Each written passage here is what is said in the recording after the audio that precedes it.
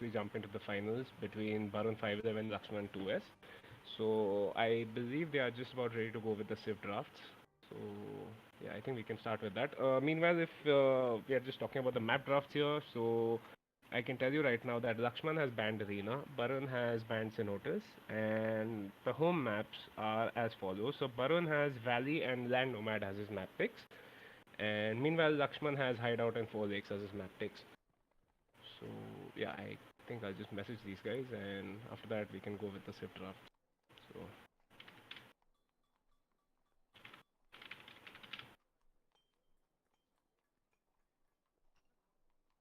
and let me just change the overlay here. So yeah, there we go.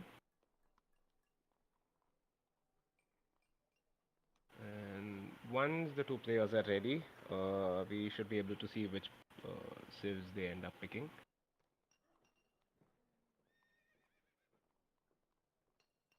And yeah, so there we go. It's Lakshman's band first.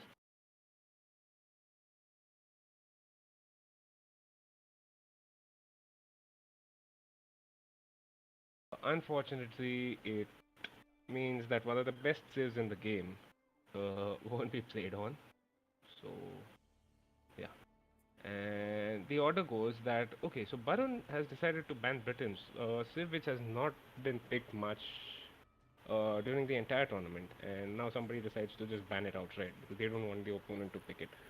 So fair enough. The thing is that since Arena is banned, the closest sort of a closed map we can have is Hideout, and for that, okay, so Lakshman decides to ban Persians, and meanwhile Barun has banned Britons and Malay, and the first save pick was for Lakshman, so he decides to go with Vikings. Wow, these are some incredibly fast picks from both the players, so it seems they both have plans in mind on how to execute their games.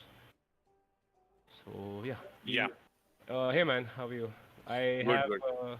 I have Anirudh here co-casting with me today, Hello, and everyone.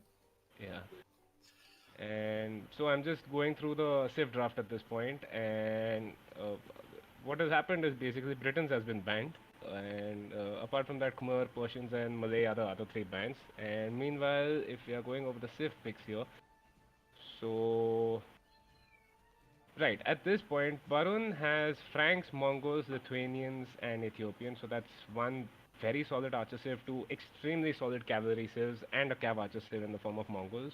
Meanwhile, we have Lakshman with Vikings, which is an amazing infantry civ with superb economy, and they get fully upgraded archers. So that's that. Lakshman also has Mayans and Vietnamese. Again, two extremely good archer civs. Saracens can do camels. They can do yeah, bombard archers basically. And apart from that, he has Japanese and Aztecs at this point. Okay, interesting pickup going for the Portuguese, Lakshman. And now we have the final pick from Barun, so let's see what he goes with. I mean, he has some extremely good cavalry civs here. I mean, Franks, Lithuanians, Teutons, they are like amazing, man. And the thing is, Lakshman doesn't actually have any cavalry civs if you look at it. Like,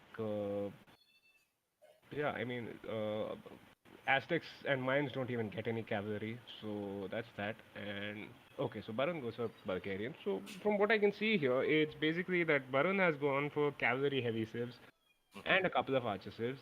And meanwhile, Lakshman has mainly just gone for archer civs and with a couple of outliers in the form of the Japanese or the Portuguese here. I mean, although Portuguese do get fully upgraded archers, they are not usually known for that. Okay, so looking at the snipes, we have Barun who has sniped Saracens, which means, interestingly, that Lakshman doesn't really have a very good counter for the cavalry that Barun is going to produce, if it gets to that stage, obviously. Like Frank Knights or Lithuanian Knights or Teuton Knights, not the Teutonic Knights, but the Teuton Knights. Newton Knights. Okay. Yeah, yeah. So from the stables, they are extremely good units. Like pretty much all three civs get some form of a cavalry bonus. And Magyars again, they also get paladins. They are an extremely good cavalry civ. So yeah, I think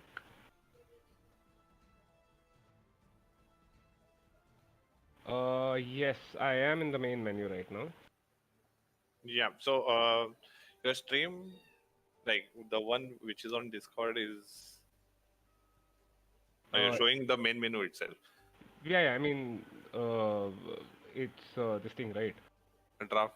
I am streaming the game window rather than the window capture, so Okay, okay. unfortunately that is going to be an issue. I think once the games go live, it should be fine. The issue here, guys, is what has happened is we are streaming live on two channels at this point. So that's Seamedu India, the channel that I am logged into, and there's one more channel called PeaceX Games, which is sort of taking the game footage from my window and it is streaming it to their channel. So Mhm. yeah, unfortunately at this stage, I mean, I can't work it on such short notice. So anyway, I think since the Civ picks are done and everything is ready, I guess we should be ready to go with the first game soon. Let me just message the players and we can see what they're up to.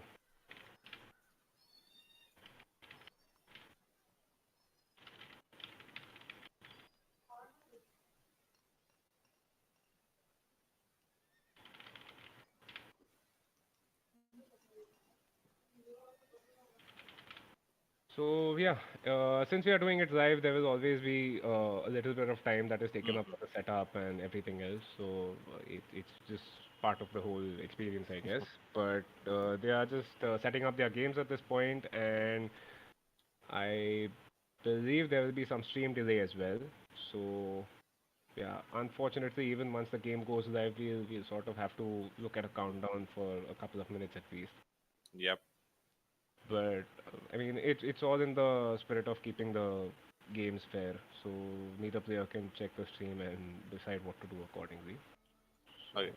So you basically we cannot see draft here. Like it has to be from some other way. yeah. So what I can do is I can just give you a screenshot of it, and if there is some way where you can just sort of show it, Hmm. uh, yeah. So I've messaged it to both you guys. Hmm. Okay.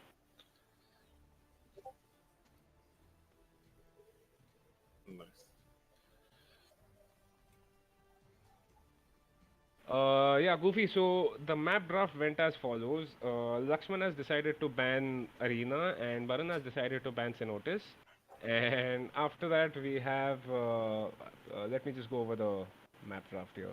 It's actually posted in the general chat channel. So yeah, Barun has picked Valley. Lakshman then went on to pick Hideout. After that, Barun picked Land Nomad, and the final pick from Lakshman was 4 Lakes. So that means Varun has Valley and Land Nomad as his home maps, and Lakshman has Hideout and 4 Lakes.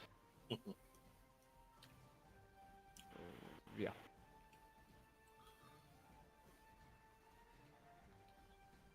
So okay.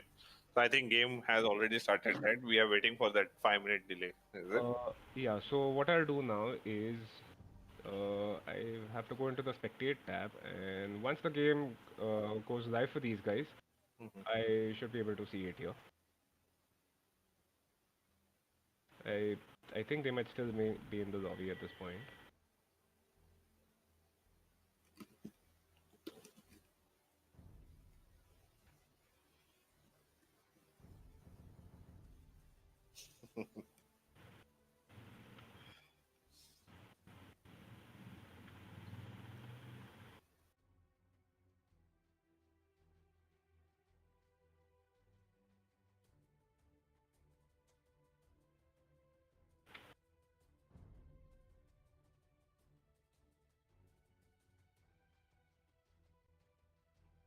So I do realize there's a small issue with the overlay. I don't seem to have the right, uh, if you can call it the right cutout for the this thing.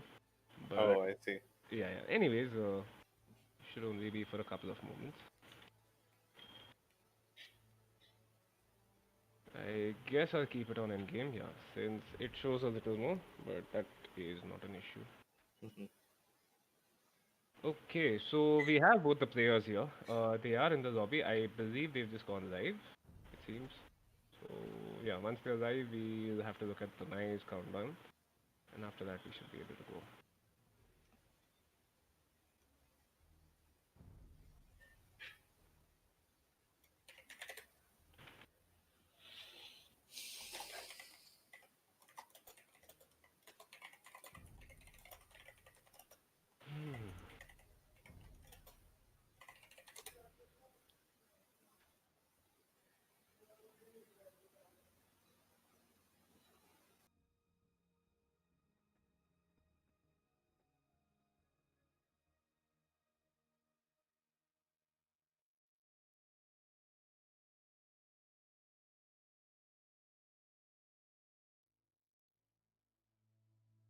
Yeah, hey, Sai, it's the same person who streams on the AOE India Twitch channel. Recently, I mean.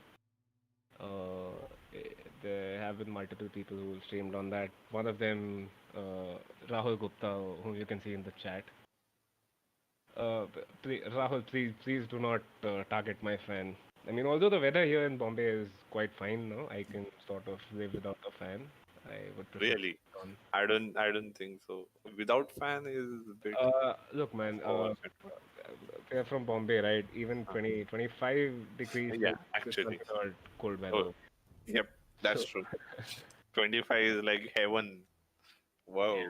Okay, so these guys, apparently they're still in the lobby, and yeah, so once they go live, I assume what they're doing at this point is since they can't see their opponent's civ picks is yeah, perfect. So there's a 5 minute spec delay, and just tell him that it's fine.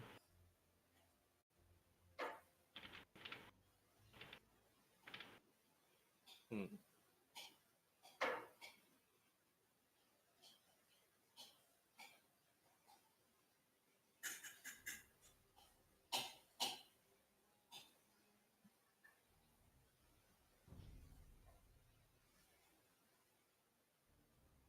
Yeah, so as I was talking about the Bombay weather, I mean, you usually see people wearing sweaters and hoodies even when it gets to like 23, 24 degrees Celsius. So I mean, compared Yeah. to that, it's not that cold, but I mean, it's convenient enough where you can sort of live without the fan. But I will be keeping the fan on. Yep. Whatever happens, yeah. Yeah, yeah, If you are from Bombay, you need fan on, like, yeah. Of definitely. course you need the It's fan. the noise of fan that makes us relax. Yeah. Yeah, so the joys of waiting for a game to go live. Mhm. And unfortunately, I've just been told that it's a 5 minute spectator delay, which means we'll be talking about rubbish for the next 5 minutes as well. Assuming these guys go live now, which I think they might have just gone live. Let's see. Yep. Hmm. So we okay. So now you have seen both of them play now, right? For the whole Yes, tournament. yes. Can you just tell us about the both players' play style and Uh, what you expect out of this whole final? here's the thing. Barun prefers cavalry saves. I mean, we can see it clearly in his save draft. He has mainly gone for some cavalry saves, and I believe the one good archer save that he had in the form of Ethiopians has been banned. So it's mainly just cavalry. I mean, you can see archers with Magyars, but usually Magyars usually, I mean, the player usually goes for a scouts into knights Mhm. sort of a transition. So, I mean, he's basically going for cavalry civs, and the thing with cavalry civs is that they're extremely mobile. They can be deadly, but the issue is that if the other player, like Lakshman, if he walls up, the cavalry will just be staring at walls or houses or whatever.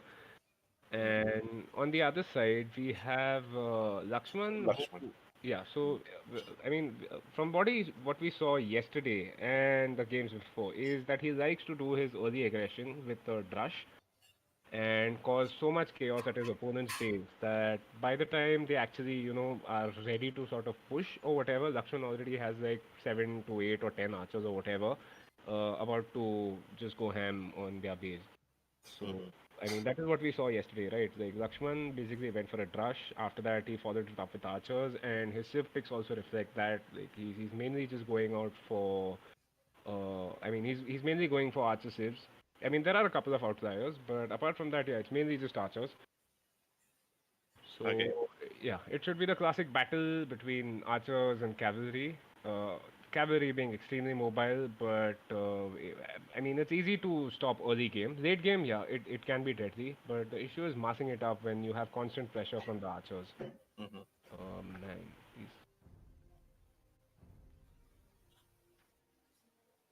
I think by the time, okay, yeah, so we finally have the game, and okay, so Lakshman has gone for Vikings, and Baran has gone for Magyars. Hmm. So Vikings, huh? yeah, so I mean, we have 2 minutes to talk about, I mean, nothing else. So what we might as well do is we'll just discuss the sales at this point. So Vikings, amazing economy bonus where they get free wheelbarrow and free handcart once they get to the relevant ages. And apart from that, it's a very good infantry save. It's a very good archer save. The usual start with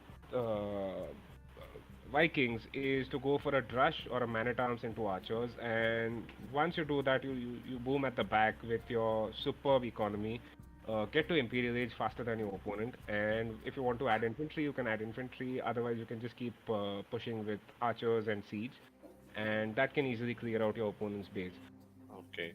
And Barun has gone for Magyars. So Magyars again, they are a very interesting save. They get their early age up bonus every time they age up. The attack upgrade on their infantry and cavalry is free. So the moment Barun gets to feudal age, if he has made any man at arms, they'll automatically get the +1 attack upgrade, the blacksmith upgrade. And if he's going for scouts, then he's getting the +1 attack upgrade on his scouts.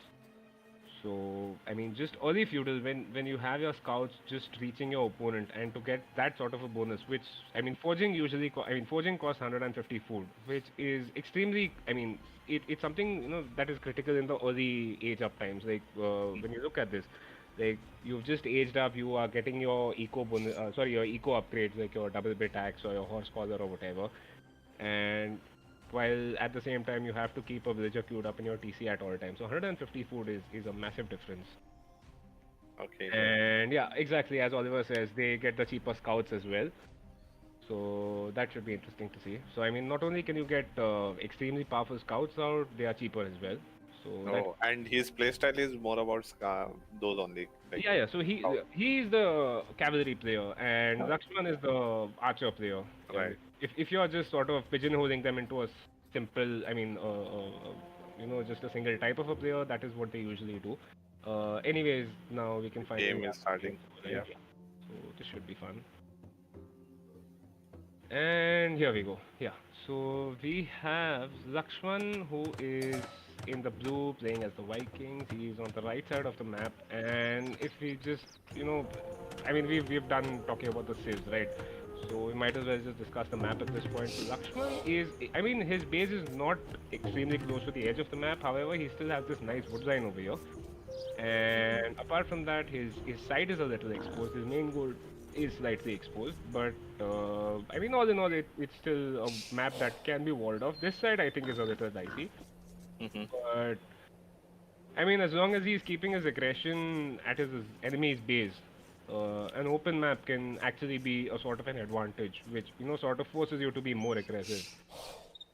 And Okay. Uh, Coaxler, yeah. He does not have a defensive strat, unfortunately, from what we've seen. So there is no Lakshman Rekha here, and yeah, it's not a Lakshman Rekha. It's mainly a Lakshman Drush, I guess. And on the other side, we have Barun. So Barun, I mean, his map is definitely worse. Since his front is completely open, I mean, you can sort of wall it up maybe from the wood line to the stone, and from the stone maybe to the gold over here or something like that. But I mean, it's very open on this side. Or on the other side, I guess he can maybe try and wall up this wood line to this wood line, which would give him a closed up base. And okay, so Lakshman has paused at this point. Mm. But yeah, definitely. That's definitely a worse uh, map for Barun. But I mean, it should be interesting to see. The thing is, since Barun is actually present in the chat yesterday and he was spectating the game, so he does know that Lakshman is extremely aggressive and he will go for his Drush or his Man at Arms or whatever. Right. Uh, I'm sorry, did Even I call him Laxman? I called him Lakshman, right? That is what I've been calling him. is it not Lakshman? Then what? Of course, it's Lakshman. Okay, And Laxman. yeah, no, it's definitely not Laxman. Relax, man. I'm calling him correctly. Yeah. Okay, so yeah, there we go. Okay. Pause. And looking at the village accounts, they're identical at this point. Nothing to speak about. Uh, Yep. and, Eco-wise also they are very close to each other. Early stages. yeah, Lux like the unit of light. And we see Barun has finally found his cows. He's pulling in his boar. Now, here's what Barun does, which, I mean, if it works for him, good for him. But yeah, there we go. So he's going to try and kill off the boar with his town center. It does work, so fair play to him. And on the other side, we have Lakshman, who is pulling in his first boar now. How much? Okay, yeah. So this is extremely good timing. The sheep just expires, and as soon as that happens, the boar comes in. Unfortunately, I don't like this lure, but I mean that's just something that happens with the and that's That a was nice save close. from Lakshman. That Yeah, was very close. yeah. So these stupid villagers, they always try and do something which you don't want them to. Like if you're making a wall, they'll purposely stand on the other side of the wall while they're walling it in. So they usually end up getting walled out of their own base. Barun PC has already started. I think he is about to send his scout forward. Let me just check his scouting. So he has scouted pretty much the entirety of his base. Unfortunately, I think at this point he has realized that his map is not very wallable. And yeah, what about Lakshman? So Lakshman has so Lakshman has definitely sent his scout in search of his opponent. Unfortunately, he's running in the wrong direction at this point. Uh, uh, Guys, can we talk about the game rather than units of light or soap, please? Player's name. Yeah. Yeah. Oh, okay. And we see Lakshman is trying to sort of gate this in, so to drive the scout into the TC. Unfortunately, that hasn't worked. And in all this, okay, so he hasn't lost a villager yet, but yeah, again, that's a pretty shoddy board lure, owing to the shenanigans that he was trying to pull off with his opponent's scout. But now this means that Barun has successfully found his opponent's base, maybe eaten a couple of arrows from his TC. Yeah, he has eaten some arrows from the TC. But now it's just okay, and here we see. So Lakshman has just sent his villager out to collect 10 gold. So that is most okay. Unfortunately, in all this chaos, he has ended up collecting 20 gold. But we can now see that the Drush is about to head out. I mean, the barracks are coming up. Yeah. And see here, this is what I don't like. People like when they are playing, they want to make sure that their villagers don't slaughter the cows at the wrong time. Unfortunately, what happens is they just leave their cows like out in the open. Yeah. It happens quite often where Get stolen, is it? exactly, yes. So Lakshman is just about to head right at Barun's TC, I think. Yeah. Let's see if it managed to kill the scout. Oh, and here we go. I think he will end up. He's going to die. Oh, Yep. that's a big advantage. I will say. Absolutely, absolutely. But the thing here is Barun seems to have his scout in the wrong place. Like, here's the thing. So Barun is, I don't know why he's sending his scout back. His scout should be somewhere over here, trying to make sure that if a Drush comes in, it is spotted immediately. Instead of that, what we have. Oh, and Rush is coming in. Barun is building his own barracks section. Yeah, so he's most probably, I mean, since it's so late, it's most probably either this thing, man-at-arms, if he decides to go for that. But usually what we see with Magyars is a straight scout opening. Okay. And yeah, so he is at 21 villagers. That's, I think, one villager late for scout build. But yeah, there we go. So Lakshman's rush has already come in. This villager should be safe. Unfortunately, these villagers over here are going to get hit as well. He has a second wood line, which has not been harassed at this point. The good thing here is he did manage to get his barracks up. The only issue here I see is that that house is incomplete. And just quick wall this man. Yeah, there we go. So instead of that, a gate should have also worked. But anyway. Yep. That's and he's 3 villagers to build his stable, which is a nice thing. Come on, man. Just complete this quick wall. I don't think he needs to do that. I guess. Yeah. Okay, yeah, fair enough. So the quick walls have come up, and no, don't engage with these militia, man. Yeah, just send them back. Quick wall this side, if you can, please. Nice. And there we go. So now we have these militia trying to roam around aimlessly. They might still get a couple of, a couple of seconds of idle time from these berry villagers. And I mean, even though that is extremely effective, the good thing here is that Barun, even at this point, has not lost any villagers yet. Yep. And the first scout is now Already out. Yep. So these should be heading to Lakshman's base. What is Lakshman doing at his base? Okay, so Lakshman has walled up the front of his... Front side. Yeah, but unfortunately the sides are completely open, and I mean it's extremely difficult to wall this. Oh, let me see where he's trying to wall this. Oh, he's going for long wall. I have no idea what he's trying to do with these walls. So yeah, these militia have been extremely effective here. It seems the wood line was also inactive for quite a while. A lot of idle time there. The berries are not consumed completely. And Lakshman has just built his first archery range. Okay. What are resources like? Yeah, so he does have the wood now for a second archery range. Does he decide to go for that? 8 on berries. Okay, interesting. But yeah, there we go. So that's 2 ranges from Lakshman, his usual build order. But we see these 5 scouts that are now... Okay, yeah, that's nice. He decides to pull out the weak scouts. Yep. Oh, look at the wall from the Lakshman. It's pretty long on the left side. Yeah. That's a massive wall. And there we go. So these scouts are here. Unfortunately, okay, yeah. So yeah, he can basically engage. Yeah, that's the thing, right? I mean, these Magyar scouts, they are so powerful that they can take. I mean, if you have like 3 or 4 scouts, they can easily take a spearman. Lakshman has decided to quick wall this, and he's successful at it. Now here's the thing. In the latest update of the game, because this was sort of, you know, a big complaint from many players, is these quick walls were sort of so effective at stopping the scout raids or the Manitans raids that the developers actually decided to weaken them. Oh, it is. Okay, yeah, so Lakshman will end up losing a villager. Wow, that is... And the old gold economy, I guess, it's going down. Yeah, I mean, the gold is completely off. Oh. And wow, that is extremely well played by Varun over here. Yeah.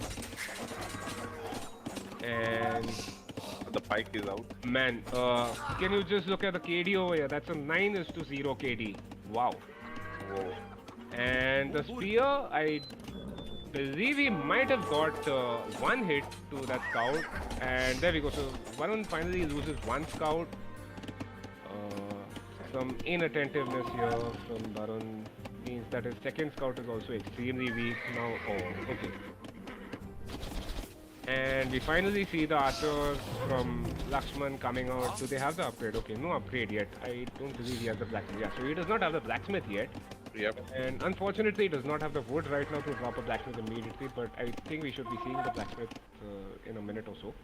Can we see Barun's side if he's making more scouts or not? No. I think at this point he should basically... Yeah, so there we go. He's doing the right thing. He's dropping an archery range. So we should be expecting to see some skirms here. These 2 scouts, they've been kept here, I guess, as protection. But the thing here is, with any good archer play, what you do is you include at least 1 spearman along with your archers.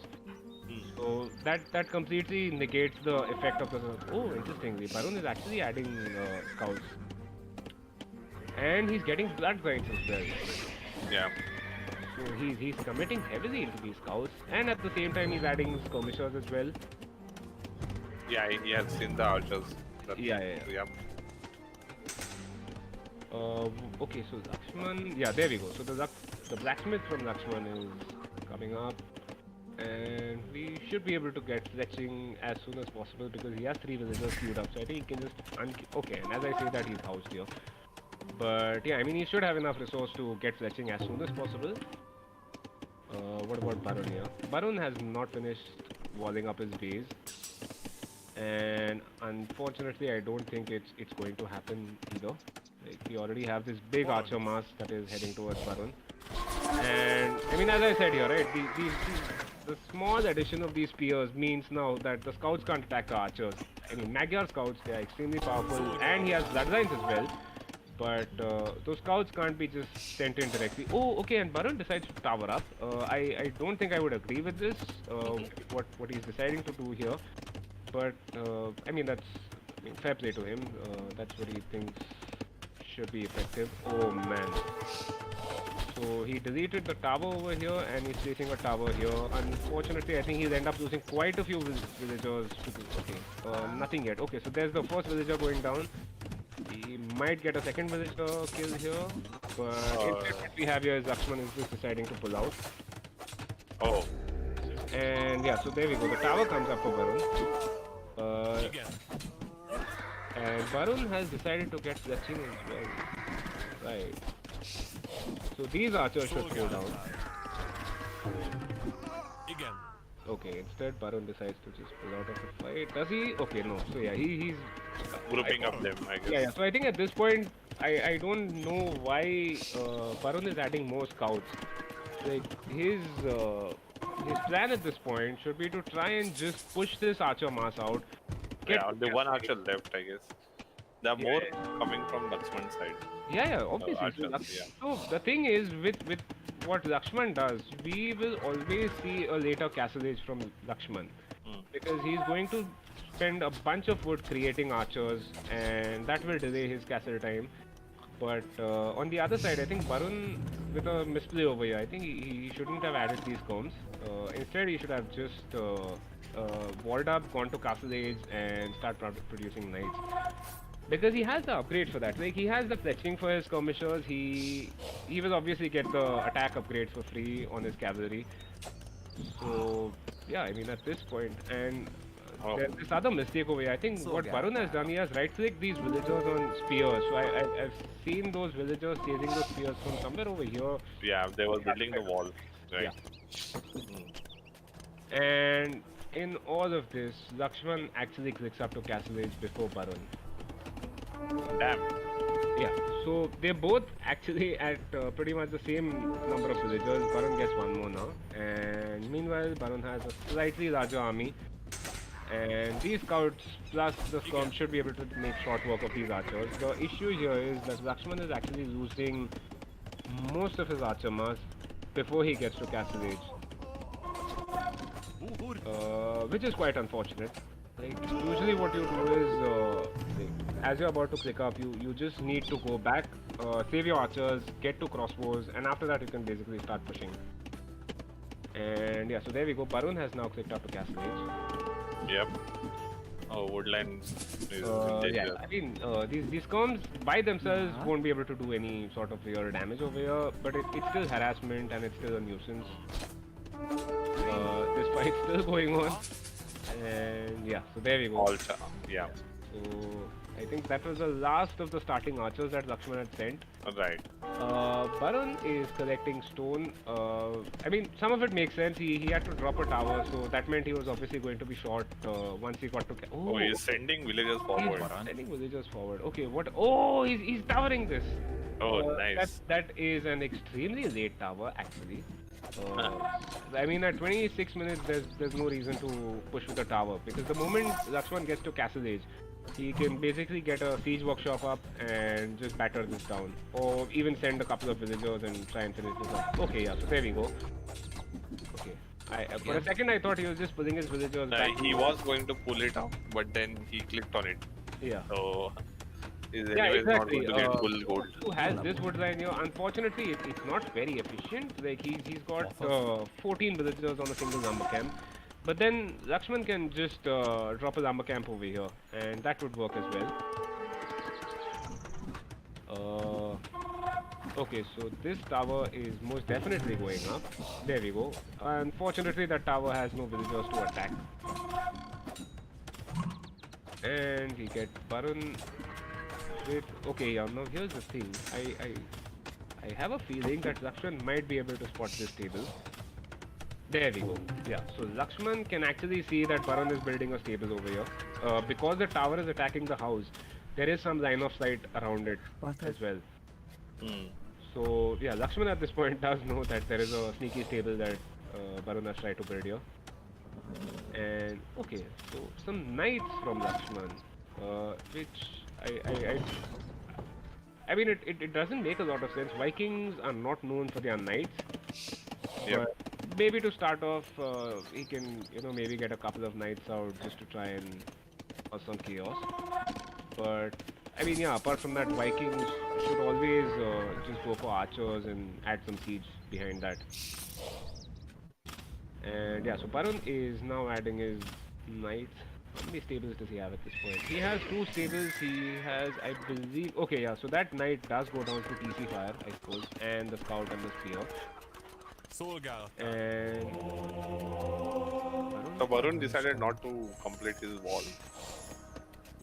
Keep yeah, it open. yeah. But now there's this massive archer mass that is heading towards Barun's base, and unfortunately, his gold is completely exposed here. Like, he has not even tried to wall this off. So, Yeah. yeah, there we go. Now that means that Barun has no gold economy at this point. Now the good thing here is that he actually has a shitload of gold. So since he has the monastery here, if he built a university, assuming he got the wood for it, he can basically click up to imp right now. Because I mean, it's obviously an inefficient economy. Any way you look at it, like there is no way you should be having so much resource here, because there is no production that I can see from Barun. Like Barun is completely idle. He just queued up a villager. There's no military coming out. Like man, just Varun got all his army from. I mean, he had to, forward. right? He had to. Maybe what I would have done is just send the skirms back. But even then, I mean, it just makes sense to, use the mobility of your knights to try and push this off.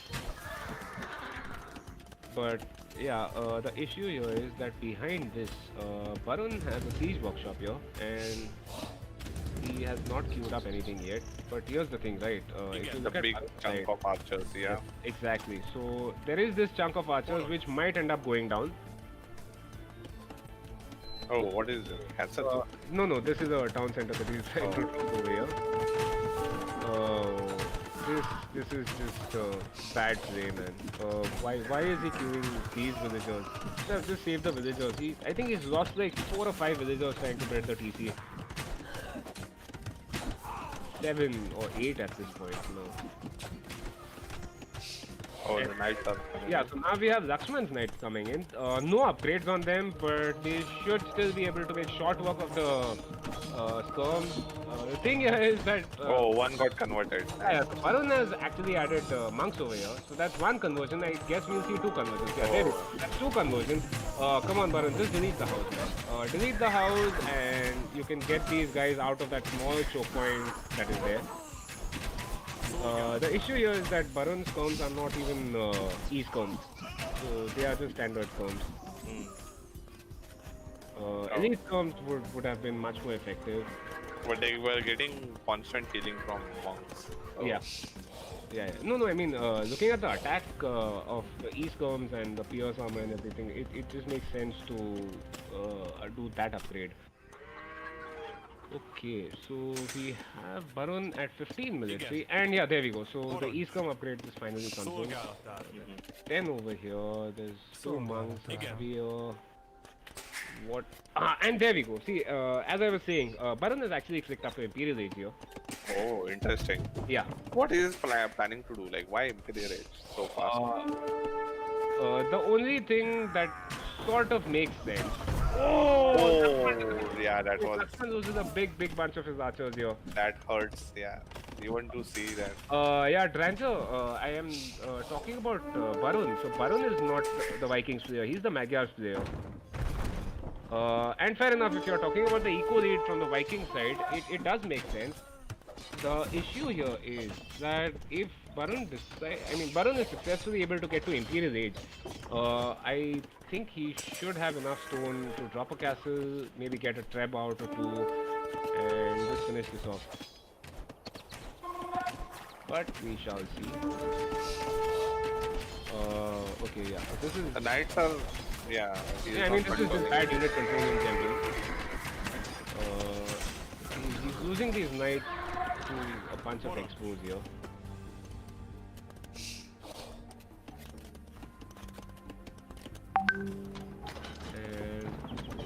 apart from that, oh man, that's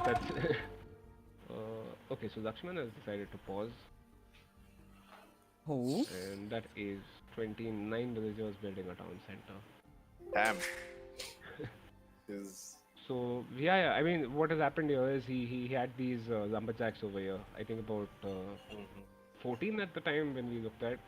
So that's 14 plus maybe another Yeah. 15 of them that have just Yeah, gone. Cyanide, if the game is small, so can you move the layout a bit so spectators can Yeah, see yeah, the time? yeah. So the game time issue, I am looking at that.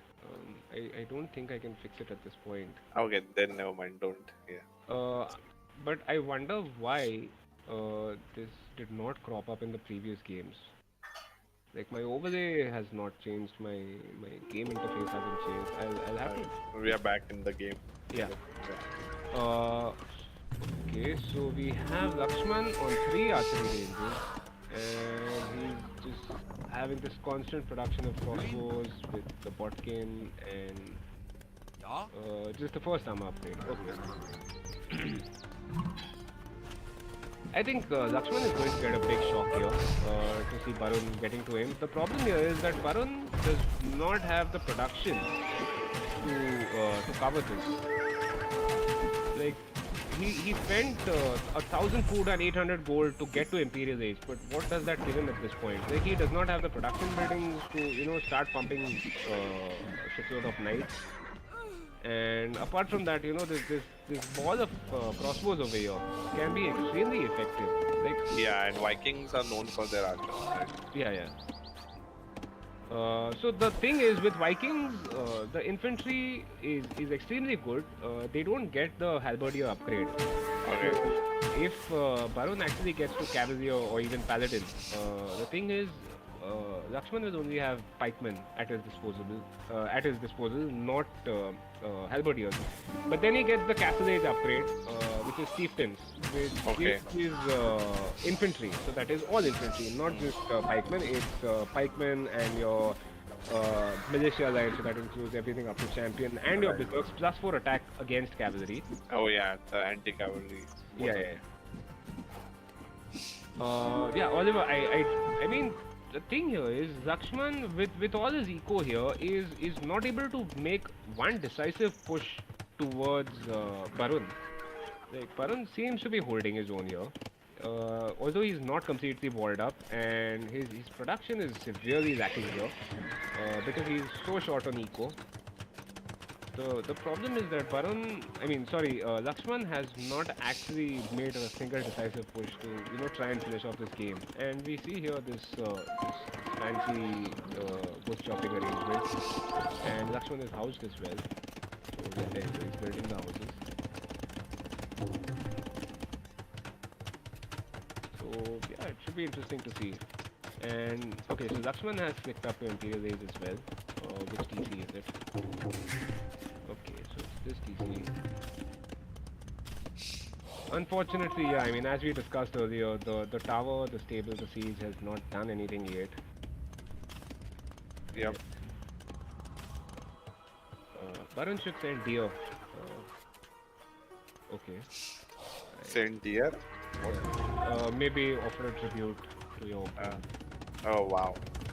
And yeah, so there's a defensive castle coming up here from Lakshman. You know what? I would have preferred if this castle was here in front of his barracks. I think if it goes to Imperial and Imperial army, then Vikings win, I guess, down the line. Actually, I feel that Magyars are an extremely good civ post him compared to Vikings. Actually, like if you look at the Vikings military units that they have available for them, like they get extremely good infantry, but it can be countered by Barun's archers. Like he gets fully upgraded archers with chemistry and everything else, all the blacksmith upgrades, everything else. The issue here is that he just does not have the economy for constant production of his military. And he just uses a bunch of these units to, just idle crossbows or whatever.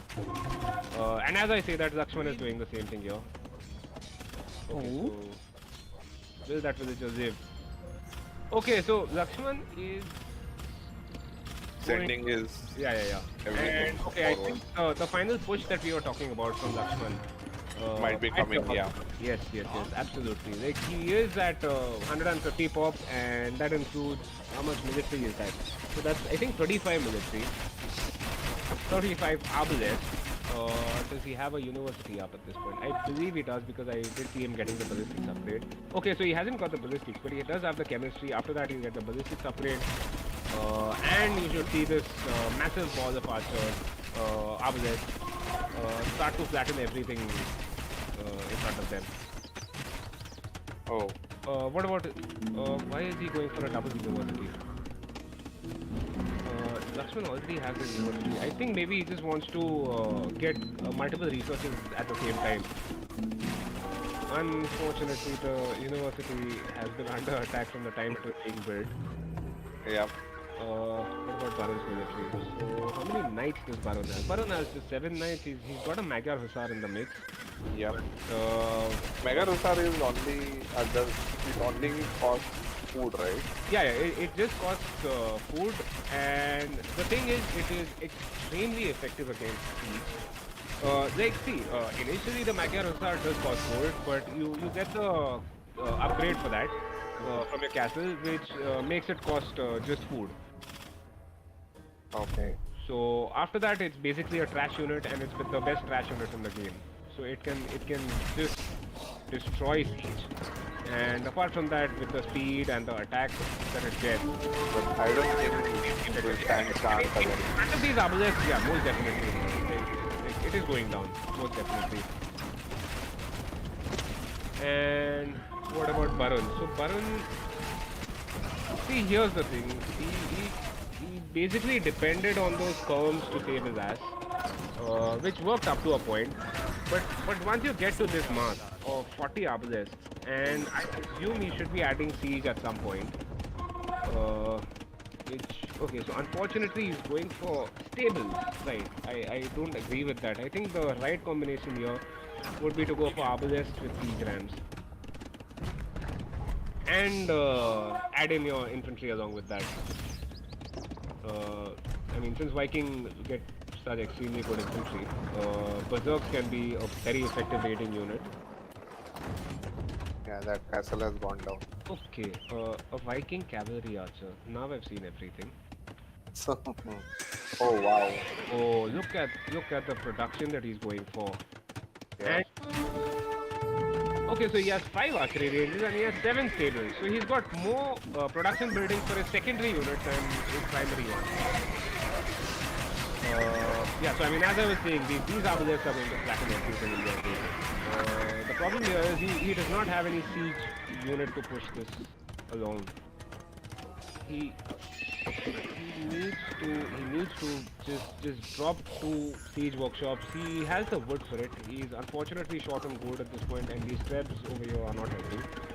But you know, I guess he should have found extra gold. That is stone.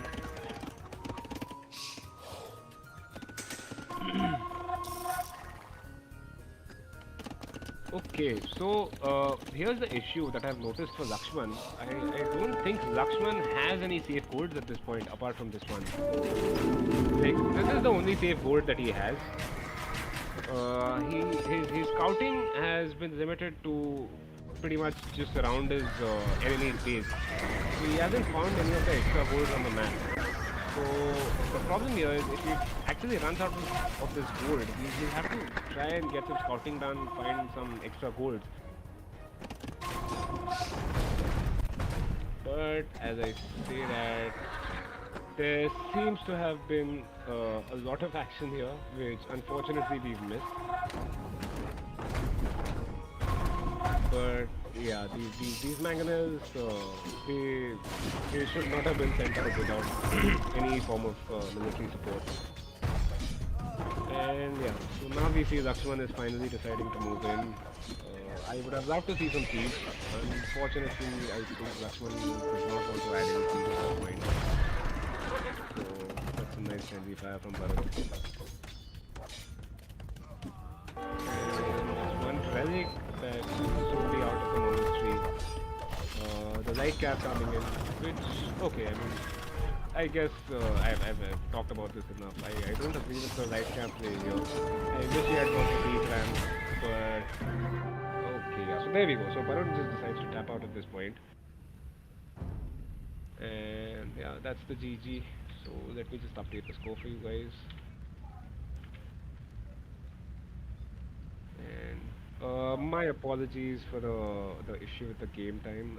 I don't think I can do anything right now. So yeah, I guess we'll just have to take it the way it is. Mhm. Yeah, so some nice expansion from Baron. I think the main issue here with Baron was his production or the lack of it. Like, he got to Imperial Age very quickly, way faster than I actually expected him to. But the issue is that once he got to Imperial Age, like uh, what advantage did it give him is my main question.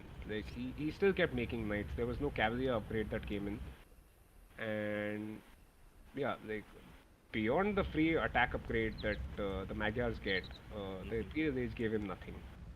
Like you still on Castle Age military units. Like you still have the elites comes with Botkin and you have a standard mangonel. Whereas even though Lakshman got into Imperial Age slightly later, he could basically just queue up the Arbalest upgrade as soon as he got there. We saw him getting the chemistry and the ballistics upgrades. Although I feel the ballistics upgrade came in quite late, but yeah. Um, I think Lakshman basically just outplayed Baran in game one. Yep. But yeah, like I said, I would have loved to see some siege from Lakshman. Like 4 or 5 siege ramps would have completely flattened this base within a matter of minutes. Okay, and I guess we can go and take a look at the stats now. So yeah, I mean, extremely close match. I would say for the first 30 or so minutes. The issue is after that, Barun could not muster up a follow up, and most of it was, I think, owing to the fact that he went heavy on skirms. So the archer play was sort of pushed back from Lakshman. But yeah, eco-wise, there's nothing that will beat a Viking economy. Although Barun got close on the food count, but Yep. technology-wise, yeah, 5 minutes to, I mean, faster to Imperial Age, but with no upside to that. And society-wise, both of them crossing 100 villagers, which is good to see. I mean, that is something that we haven't seen regularly in this tournament, so that's nice to have. And yeah, there we go. That's the timeline. So I think Barun was basically just waiting to finish off his military before he decided to resign. And Lakshman here with a massive military. Let's just go and take a look at the map again. Okay, so Parancs. some extremely inefficient lumberjacks here. Szolgálatára. But, Jó napot. I mean, it did not make much of a difference at that point. Yeah, it does not matter as long as Yeah, you're. exactly. Mm. I mean, the push takes so much concentration, especially with archers, because 2 or Yeah, 3 the micro. basic mangonel shots can just flatten your whole army. So, I mean, some inefficiency with the lumberjacks or whatever, that's fine.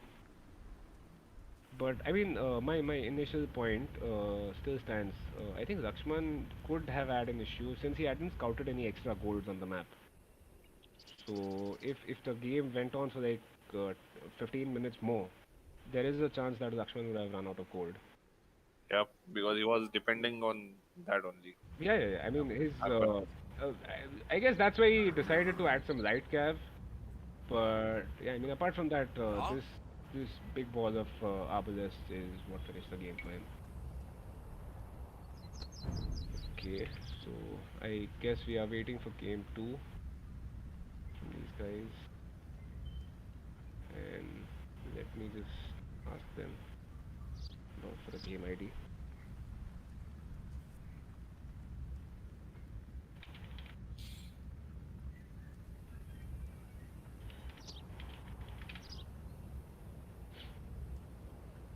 And in the meanwhile, what we'll do is we will just look at their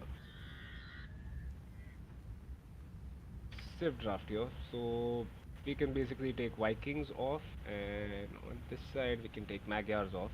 Now we will be going to one of Barun's home maps, so he has Land Nomad, and what's the other map? I believe it's Land Nomad and right. Sorry, it's Land Nomad and Valley, right? Hmm. So if it's Valley, I assume we will see him going for Mongols. If it's Land Nomad, it's anybody's guess which civ he decides to go with. Okay. Uh, Baron still has Franks here available. Franks, Lithuanians, and Teutons. So some, I mean, still some extremely strong civs. On the other side, Lakshman has Mayans, Vietnamese, Aztecs are an extremely potent civilization. So Hmm. there's that. I don't believe we should be seeing Portuguese and Bulgarians in any of these matchups, although weirder things have happened, so we shall see.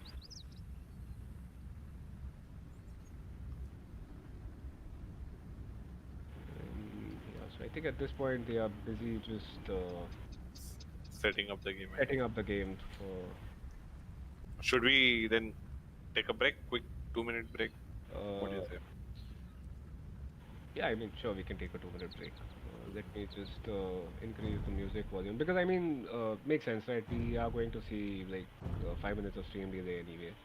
Yep. So yeah, fair enough. What I'll do at this point is I'll mute the both of us, and the viewers can just listen to some Age of Yeah, Empires yeah, well, in the middle. So yeah, guys, we'll be back in 2 minutes. Just a short break, and yeah, we'll see you around.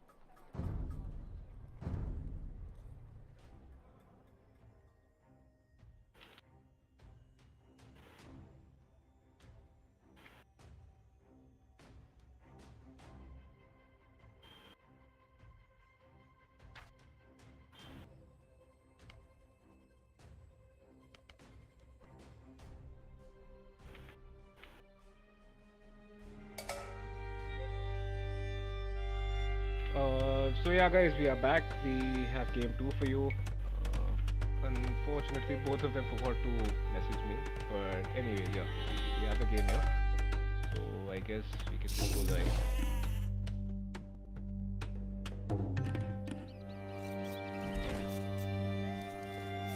Uh, right, and now we can just start to discuss the map. So we have Valley here, and we have an extremely unconventional pick.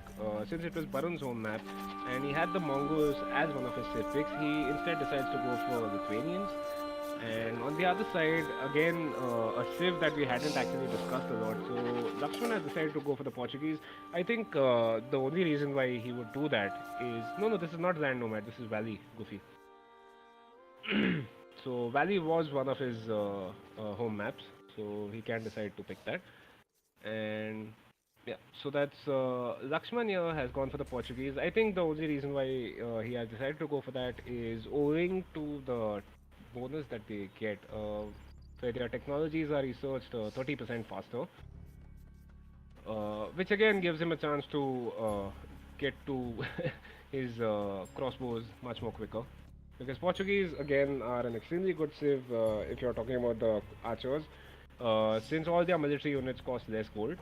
And apart from that, the organ guns, although they take a little time to mass up owing to the fact that you need a castle, they are an extremely potent unit in Castle Age. And I think we will see Baron here. Is he going to lose his scout? Oh, that's nice. He's lucky enough to. Will we see a lame here? Oh, there we go. So Baron has decided to lame one of Lakshman's boars, and let's see how successful this lure is going to be. Uh, Sorry, I used the word lure. I meant lame. Anyway, so yeah, that is a lame that we see in the tournament here. I think Baron will have to pay some more attention, which is an issue at this level. I mean, I feel that I mean, if you can pull it off, fair play to you. The problem here is, as we see, Lakshman has just completely missed his own boar being lamed. Does Lakshman even realize that he has been lamed here? Okay, fair play to Baron. He actually has almost successfully finished the lame here. Let's see if he actually manages to get the boar here to his DC.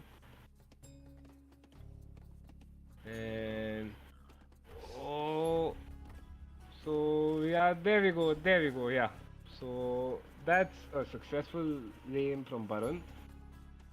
I wonder if Lakshman has noticed, because yeah, I mean he has scouted this area, so he would have seen the two boars over there initially, and instead, yeah. So I mean I guess he does realize now that he has been lamed.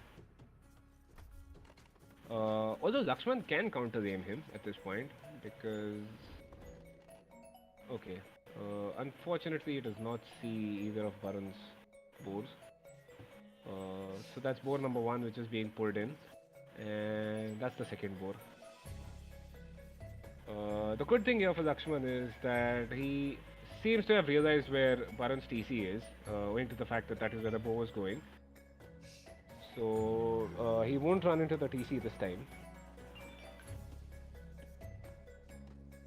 I'm sorry, that was a WhatsApp notification for me. So if any of you guys were...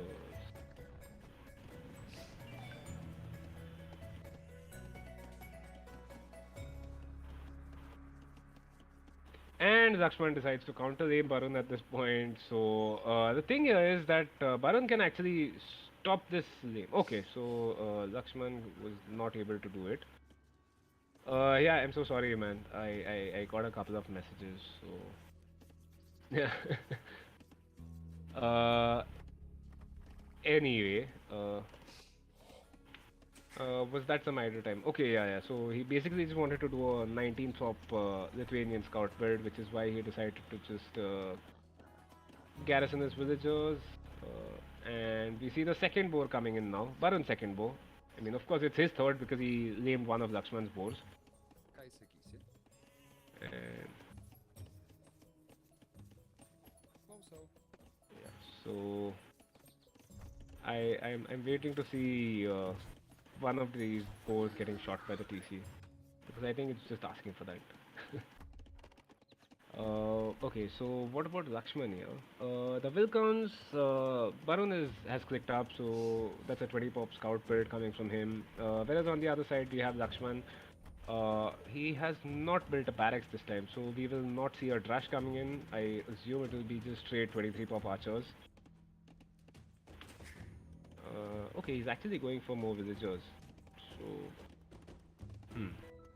should be interesting to see what he decides to do.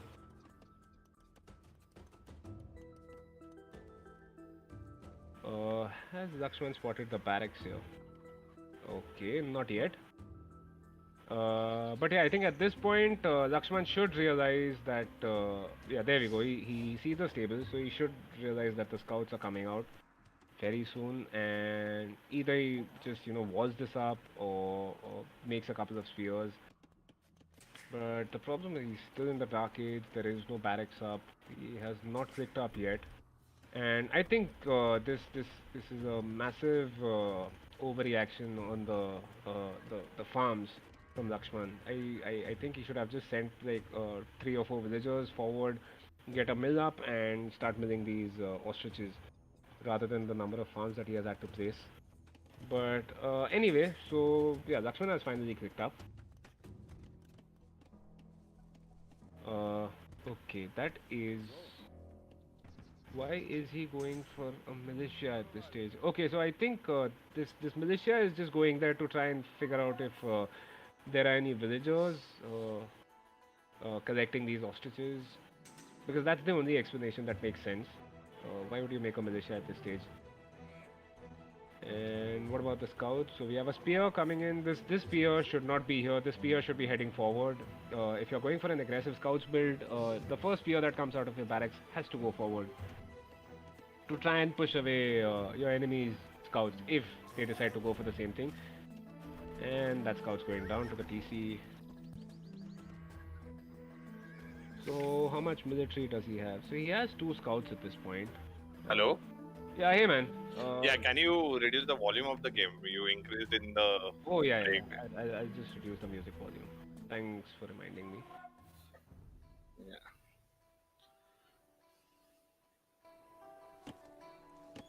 So yeah, there we go.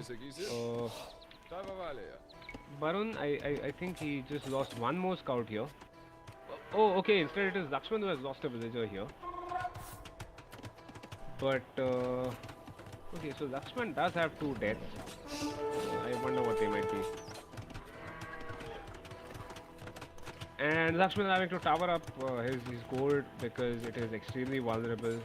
We haven't actually talked about the maps yet, so I think once this fight ends, I think we can just go and do that. So anyway, yeah, I mean, now that Lakshman has walled up like pretty well the front of his base, we can actually say that his map is quite vulnerable.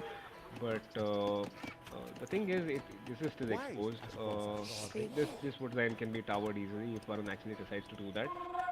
And okay, so here we go. Lakshman has added his first archery range. Unfortunately, he's quite short on wood here, so he won't be able to pump out the archer numbers that he did in the previous game. And Varun has queued up wheelbarrow at this point. How many farms does he have? Okay, so that's 12 farms, and he's got 4 on berries. Wait, why okay, yeah, so there we go. That's 4 villagers and 12 farms. And yeah, so Varun also going for an archery range. I assume he's about to add in a few skirms. Because there's militia, man. That's a sneak militia. Unfortunately, he's going to die to these spears. Unfortunate, yeah. Yeah. And yeah, so Lakshman doing the right thing here, just quick walling his base. Makes sense. Since Barun again has gone for a very good cavalry sieve, it just makes sense to try and wall up your base as best as possible. But I mean, yeah, apart from that, nothing much going on. Barun has queued up 4 skirms.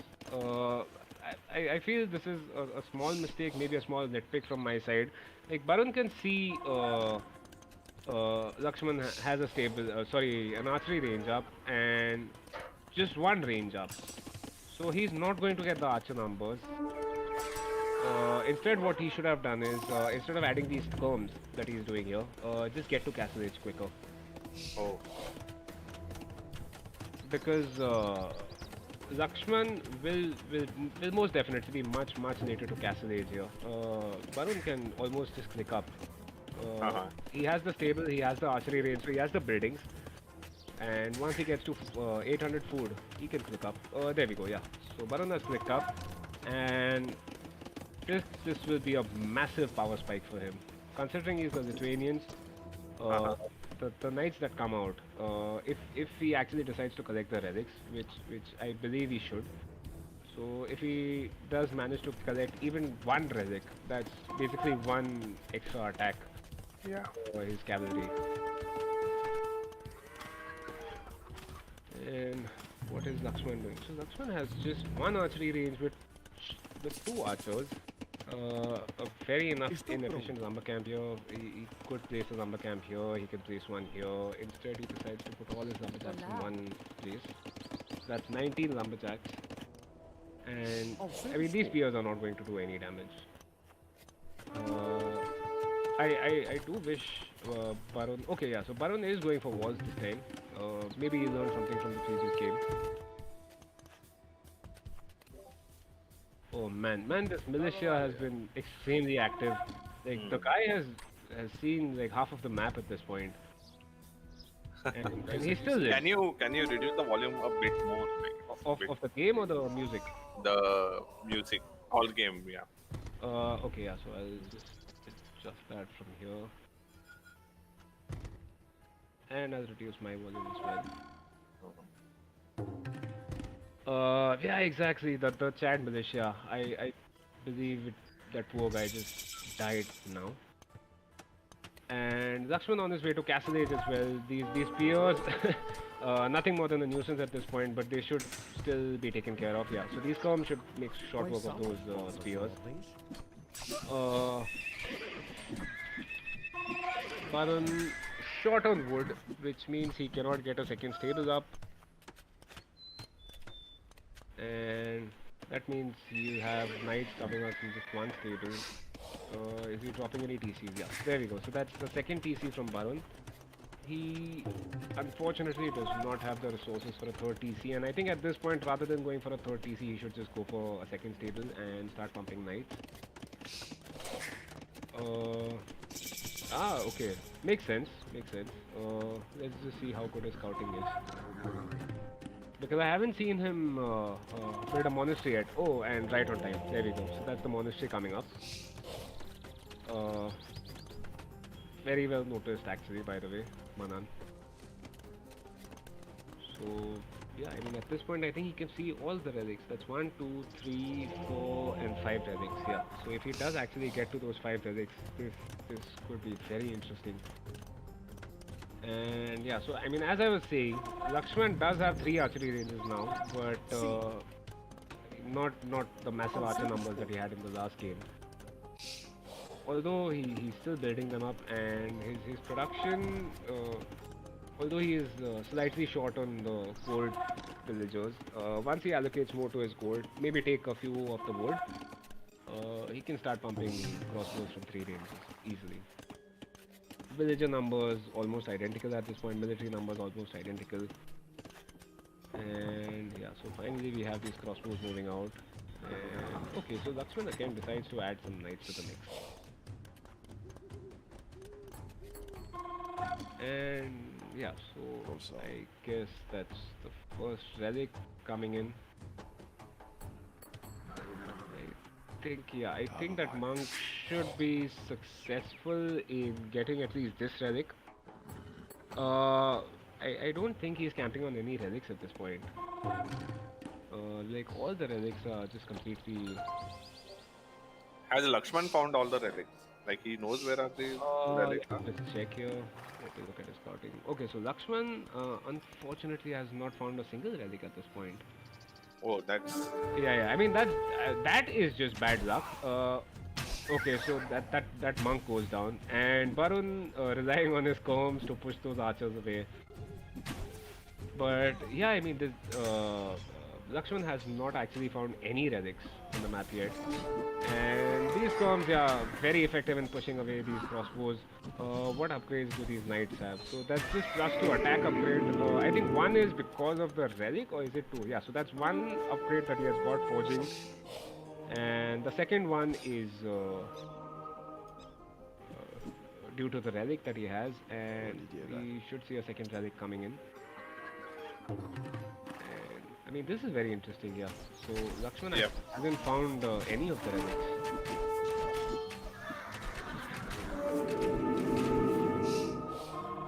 Will we see a... Oh yes, we will see a conversion. Oh damn.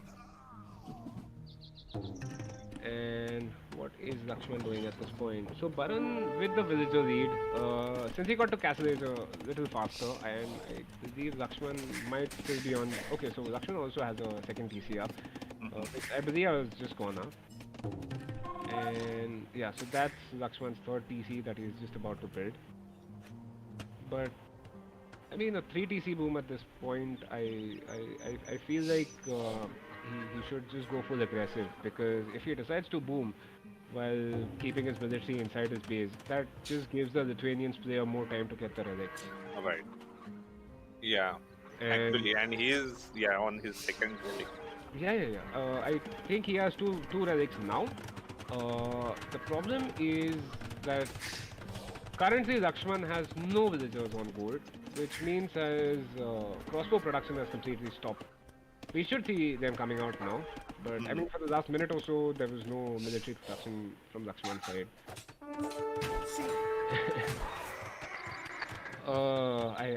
Why this TC here, man? Yeah, that was very... put it on the hill, man. I think you can just fit a TC. Yeah, you can definitely fit a TC in this block of 4x4. So rather than building it here, you build it here, you get the hill advantage, you get closer access to the wood and the stone, rather than just the stone. And he has not learned his lesson, so he decides to build it in the same spot again. I feel like these comms, just send them forward, build a siege workshop. And yeah, I mean, they will go down. It's just some idle time at this point, nothing much of effect. But in the meanwhile, what is Lakshman doing? So Lakshman is at 60 villagers, Baran is at 66. Baran has slightly more military at this point. I mean, it's looking quite good for Baran in this game. Wait, just a second. He did have the attack upgrade, right? So what happened? I mean, he has 3 relics. Ah, okay. This is the knight that he converted from Lakshman, which is why it has no upgrades. Oh, so if you convert them, you don't get the yeah. They stick to whatever upgrades okay. they had at the point. Oh, that was... I didn't know about that. Nice. Yeah. So this is the converted knight. Whereas these knights, you can just see they have 10 plus 5 upgrade. Damn, that's scary, right? That is absolutely scary, man. If he manages to get the numbers up, which he still hasn't. I mean, that's 1600 gold and I mean just 100 food. Fix your eco, and man, you can start pumping knights from. Yeah, actually, look at his monk. He's going for the last relic on the left side. Is he? Yeah. So that should be one more conversion now for Varun. Will he get the conversion? Oh no. Just misses it. Yeah. So this is the relic that he's going for. I think Lakshman will get one relic over here because I guess he has found this one. Yeah. But apart that's from why that, it's entirely with Varun, all the relics. But yeah, I mean this is an issue with his eco here. Nothing more than that. Like if he had 30 farms or so, 35, 40 farms. He could have pumped knights out of 4 stables and it would be GG at this point. Let me just take a look at the tech tree here for the Portuguese. Because their infantry is nothing special. I mean, they get access to halberd here, but okay, on the blacksmith side, fair enough, full upgrades, but yeah, I mean, apart from that, these knights, which he is mastering up at this point, they can be extremely effective, man. Oh, Baran, fix your eco, man. You could have steamrolled Lakshman in this game with your knife. So he's got 1,000 wood and just 2 stables, and he's got 2,000 gold and just 200 food. So it's just inexperience at this point. Okay, and as I say that he's building a market, I assume that is to just balance out his economy. And Lakshman, I believe, has ballistics this time, so he should be getting a lot more out of those crossbows compared to the previous game. But I mean, yeah, these crossbows will go down. Yeah, definitely going down. 10 plus 5 is... Yeah.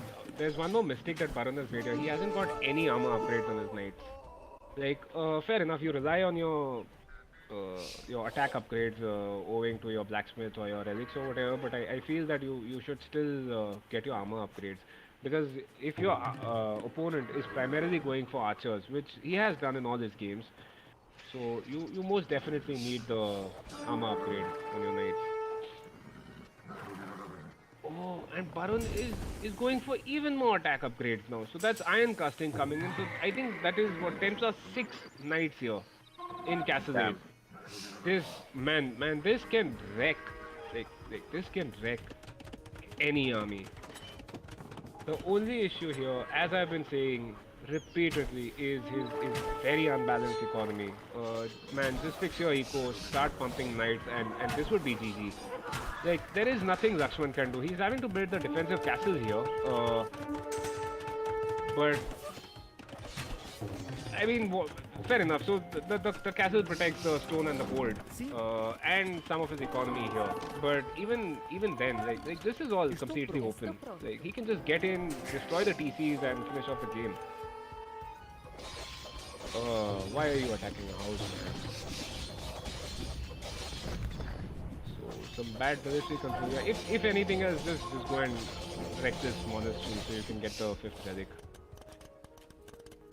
Maybe he's waiting for monk to reach there, and meanwhile he's just destroying other stuff. No, but here's the thing. So Lakshman has actually clicked up to Imperial Age. Okay. The problem with him is he has a very small number of crossbows. That's 15 crossbows that he has. He has 3 ranges. He does not have the numbers to constantly produce crossbows while the Imperial Age upgrade is going in. Although I think he can. He has the villagers now actually, yeah. So I just noticed that. But I mean the problem here is that this army of knights can flatten a base in minutes. Like, how many knights are these? Yeah, I think. And we see a forward castle from Baron here. Yeah. Baron is going extremely aggressive in this game. And that's 19 knights. 22 in total that he has with these comms. Which should be able to, man, just get in and finish off the TCs. What we haven't discussed yet is that Lakshman is getting to Imperial Age, which means that he will soon have access to treads. Meanwhile, Baron with his extremely unbalanced eco with 3,500 or 3,600 gold now and 2,500 gold is I mean, is he waiting on the buildings? No, he has the buildings. Right. So it's not that.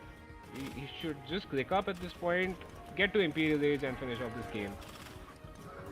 Like if Baron loses this game, it's a game that he has most definitely thrown this game if he loses it.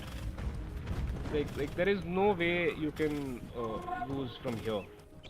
The numbers that he has, what is this RAM? That's 4 scones inside a RAM. Meanwhile, Lakshman is busy building up his crossbow numbers. Okay, and yeah, there we go. So Baron has now clicked up to Imperial Age. And as I say that, Lakshman gets to Imperial Age. What is he adding? So he's adding a bunch of ranges. Yeah, going for pikes. Sorry, he has the ranges. He's adding 3 barracks here. Yeah. Makes sense for the pikes. What about the defense upgrades? Does Varun have any? Okay, so he's got the +2 armor upgrades now. Oh man, why this castle here? Why? Just oh, I think the main issue here is that. Okay, now he decides to go in. Yeah. So I mean, see, this will be extremely effective. Like these crossbows will die to these knights as long as he takes good care of them. Obviously. Yeah. So this trap goes down. Please don't fight between a TC and a castle, man.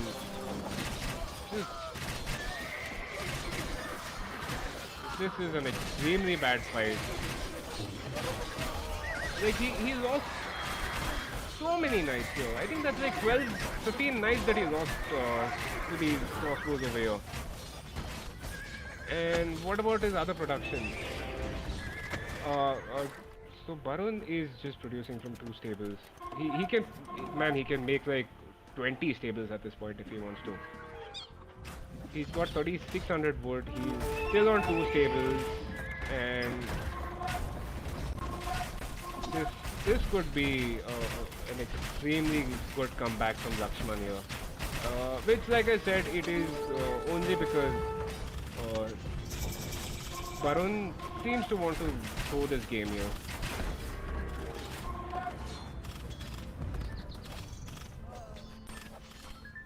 So yeah, there we go. And now that Lakshman has these halves out, what are the upgrades? Okay, so these are unupgraded halves at this point. And just Botkin on these Arbalests. He's not getting the bracer upgrade because he does not have the food for that. Okay, so this time at least, Barun has decided to research Cavalier. The problem, as I discussed, is he's still on just 2 stables. Man, just build more stables. I mean, he's adding the latest from his castles, and while they're an extremely nice unit, the problem is still the fact that it will take quite a bit of time to master them up because you're only producing out of 2 castles. Although, as I say that, he's just using 2 castles, I mean 2 stables for his knight. Okay. Finally, he's added more stables here. Okay, so maybe like take some of those 40 of wood, put them on farms, because these guys are like, wow, this is bad. But fair enough, just man, put a mill here, put all these villages. How many are these? Like that's 13 more on farms, and you can completely wreck Lakshman. Yep. Yeah, so and yeah, so finally he seems to be doing some of what I've been asking here.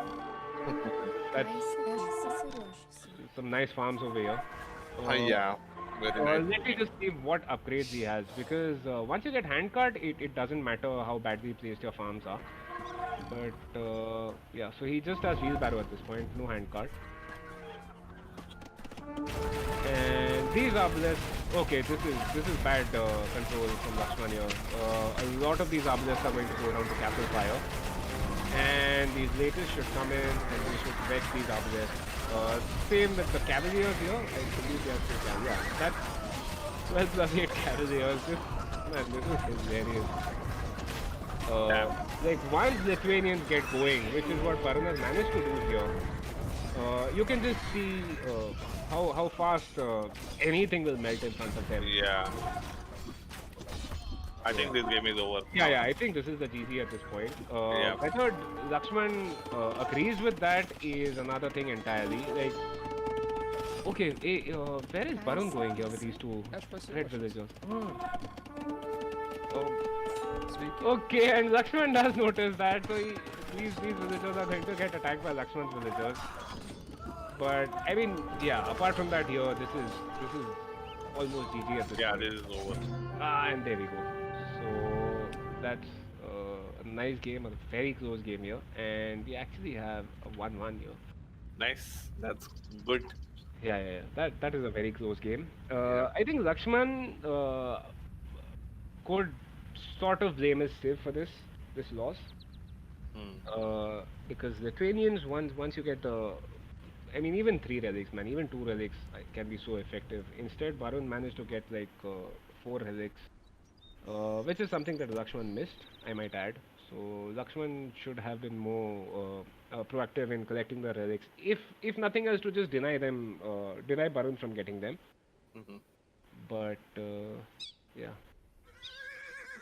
So unupgraded Cavaliers, the halves I don't believe, yeah. So unupgraded halves right till the end, in front of these latest, the 12 plus 8 attack. Oh man.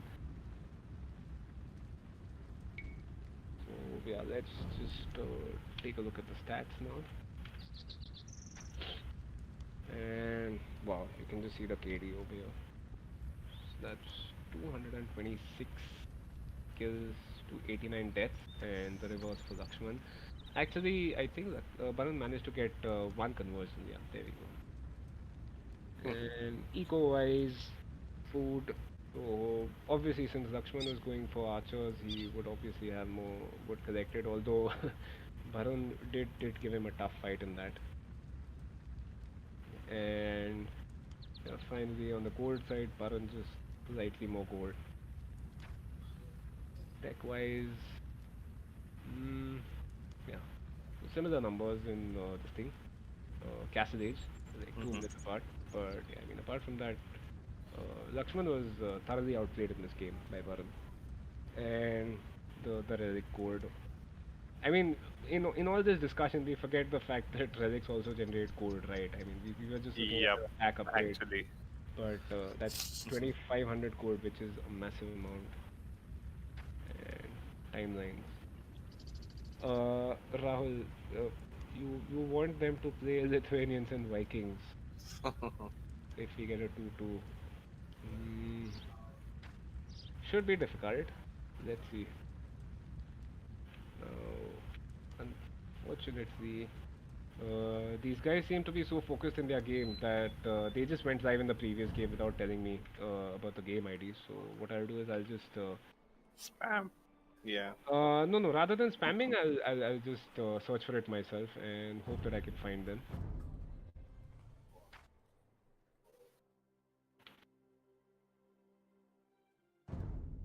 So Baron with the 1-1 at this point. Extremely close games, if I might add. Or are they taking a break? Let's just see.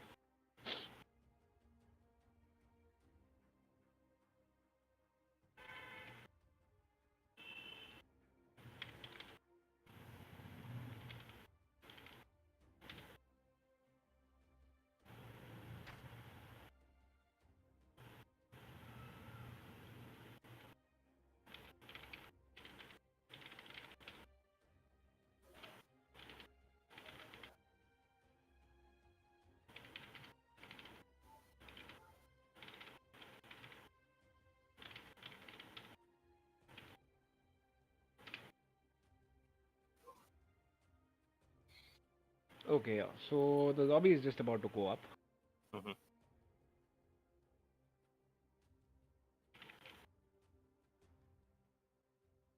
And yeah, once that happens, I guess we should be able to see them in the lobby browser.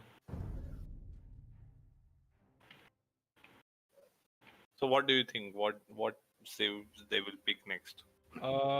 Yeah, so actually we can discuss that as well. So let me just go ahead and change the overlay here. So we can see now that Portuguese is out, which is not something that I was expecting. But there we go. And we have Lithuanians out. Mhm. And we will now have one of Lakshman's home maps. So Lakshman had picked Hideout and Four Lakes as his home maps.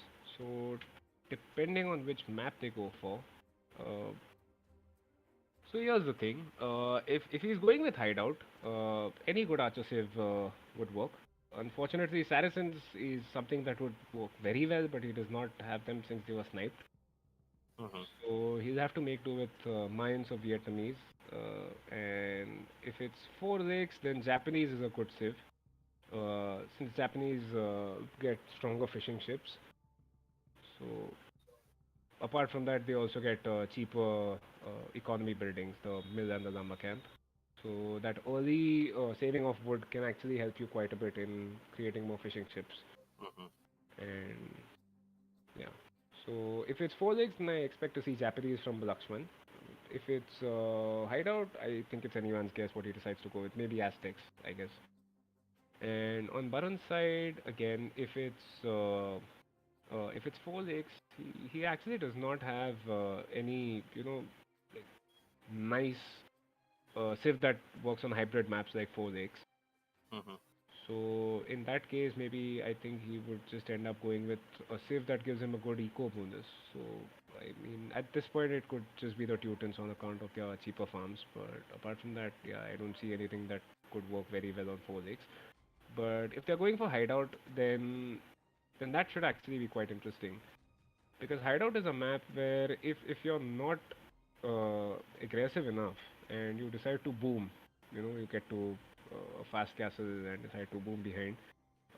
Those palisade walls can come down very easily, and even if you get to castle age, your enemy while staying in the feudal age can completely wreck you. Okay. So yeah, I mean it all depends on what map they pick. And I believe we have the game ID at this point, so let me just check if.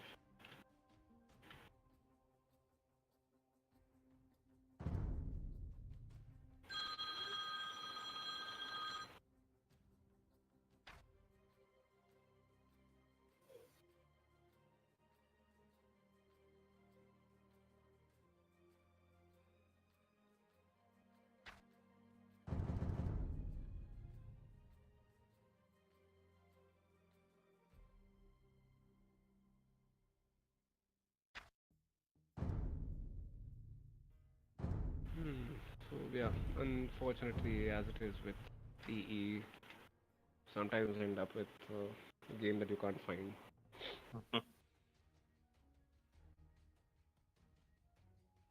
Okay, let me just try something here.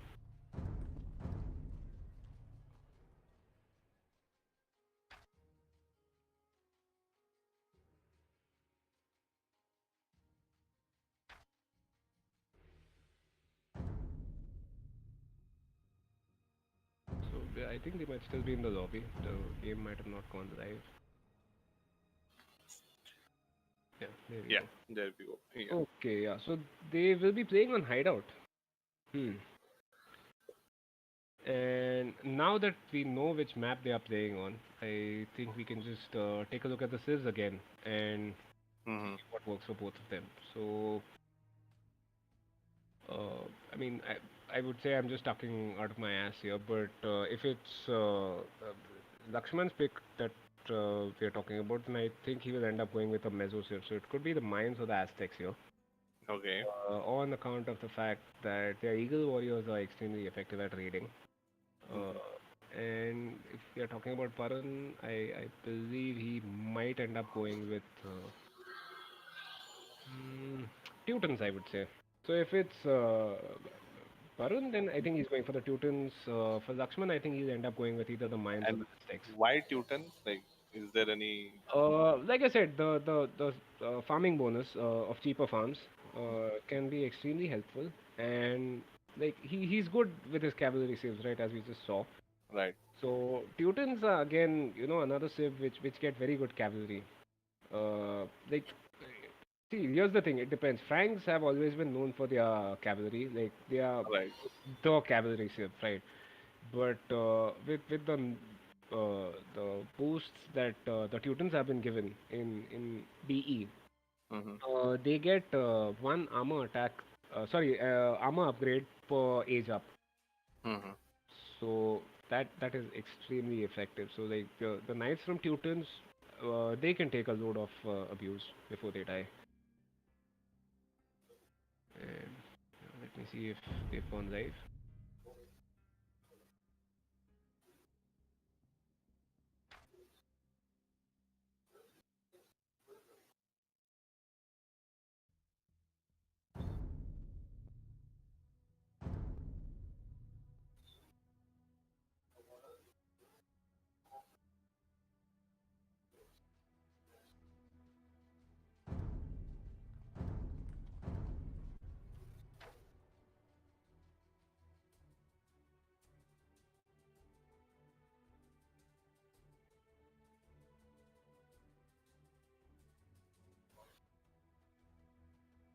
Okay, it seems they are restarting because Baron's game has crashed. Oh. Hmm.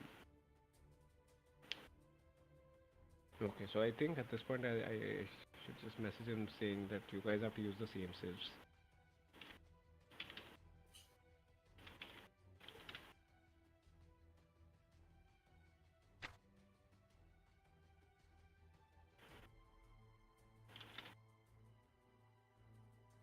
Okay, so just a spoiler alert. I think Barun's game crashed before he could actually see Lakshman's civ. But yeah. So, no problem. And I don't think it's a BSOD because he's still on Discord messaging me. This is Yeah. just a game crashing. And yeah, so the new lobby is already up. And I mean, I've been told which if Barun is picking. He just messaged me. But he didn't get a chance to see what Lakshman had picked. So, yeah. I guess Lakshman now knows what save that Barun is going to play with. And actually, let me just message him as well.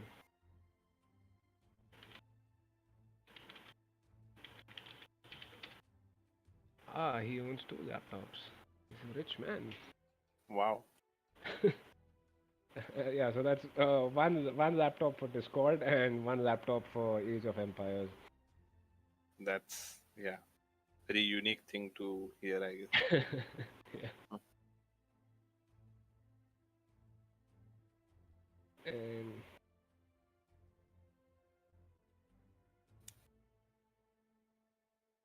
okay, oh, it's Sai Khurana. I thought it's Sai Krishna. I'm so sorry, man. I thought you were Bomberman. It seems you're Baron's friend. So yeah, fair enough. My mistake. Yeah. So the lobby is up. Let's see if Baron is in the lobby yet.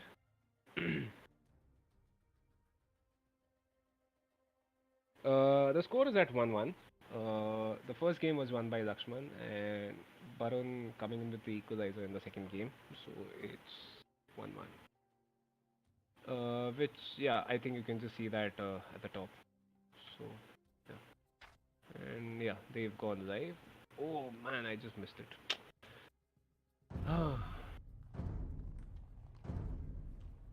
He uses one laptop as a photo frame. Man, Photo frame. how many laptops does he have? I'll have to ask him about this. What do you mean by photo frame? Just to look at the photos. It could probably be a very old laptop which is still working. So rather than just throwing it away, he's using Converted into a exactly. animated photo frame. Yeah. Nice. That's a very nice creative use of laptop, I would say. Yeah, no worries, man. I'm just pointing out that you can just refer to the score at the top. Yeah, and there we go. Mayans versus Mongols. So I am right on one count. We actually get to see a Meso Savior. But yeah, I was wrong on the Teuton pick. So yeah, anyways, fair enough. We have about 3 minutes to talk about the civilizations here. So that's Mayans for Lakshman. Again an archer civ. And for Baran we have the Mongols. So the thing with Mongols is they have a very, very, very powerful scout rush because of their hunt bonus. So if you manage to push in a few deer, you can get an extremely fast age up time. And yeah, so it's exactly, you guessed it right. So anyway, you can get an extremely powerful and an extremely fast scouts rush, which unfortunately does not work on hideout because you start with the palisade walls, so those scouts are not getting in. And apart from that, like they have access to knights and they have access to camels. Camels, I don't expect to see them because Lakshman is playing as the Mayan, so he does not get access to cavalry anyway. So yeah, I think it should just be trying to boom, get to Castle Age, mass up your Mango Die and go from there. And on the other side, I think Lakshman playing as the Mayans will again just go for a standard 23 pop archers build order with 2 ranges and start spamming archers from that. Get to Castle Age, maybe mass up 30, 35, 40 crossbows, and after that make a tech switch into eagles. But yeah, I mean, we've seen quite a few things which are not meta, which is not commonly done. So yeah, it should be interesting to see what actually happens in the games. Nice. Yeah. So, this is so frustrating, man. It's still like a minute to go.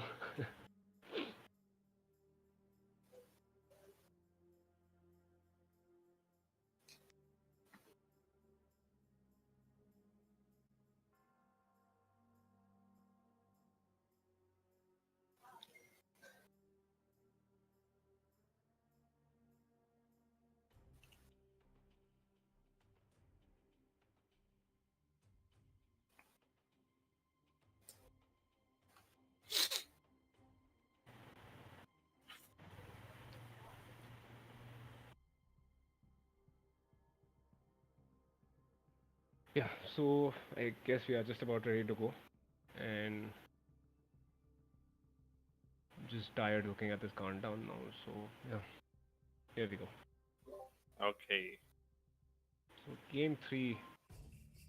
Uh, the funny thing is, even though we are in game, there's nothing to talk about with regards to the map itself because I mean you start with the palisades, right? So the only thing which can be a concern sometimes is if you have a forward gold, Mm-hmm. uh, archers from your opponent can be very effective in punishing that. So Lakshman's map here, he has a pretty safe gold, and like even if which although I don't expect a Baron to do, if he does come in with archers, breaks a wall and gets in, and Lakshman is going for some sort of a fast castle build, he can just tower this up and just save his lumberjacks and his gold. But I mean, I don't expect Baron to do that. For Baron, yeah, so Baron has slightly exposed gold, but Mm-hmm. apart from that, it's standard math, nothing out of the ordinary. Uh, Looking at the relic distribution, so this relic I would say it slightly favors Lakshman, but I mean it's not a massive benefit for him. This relic is slightly far, but again this one I would say just closer to Baron.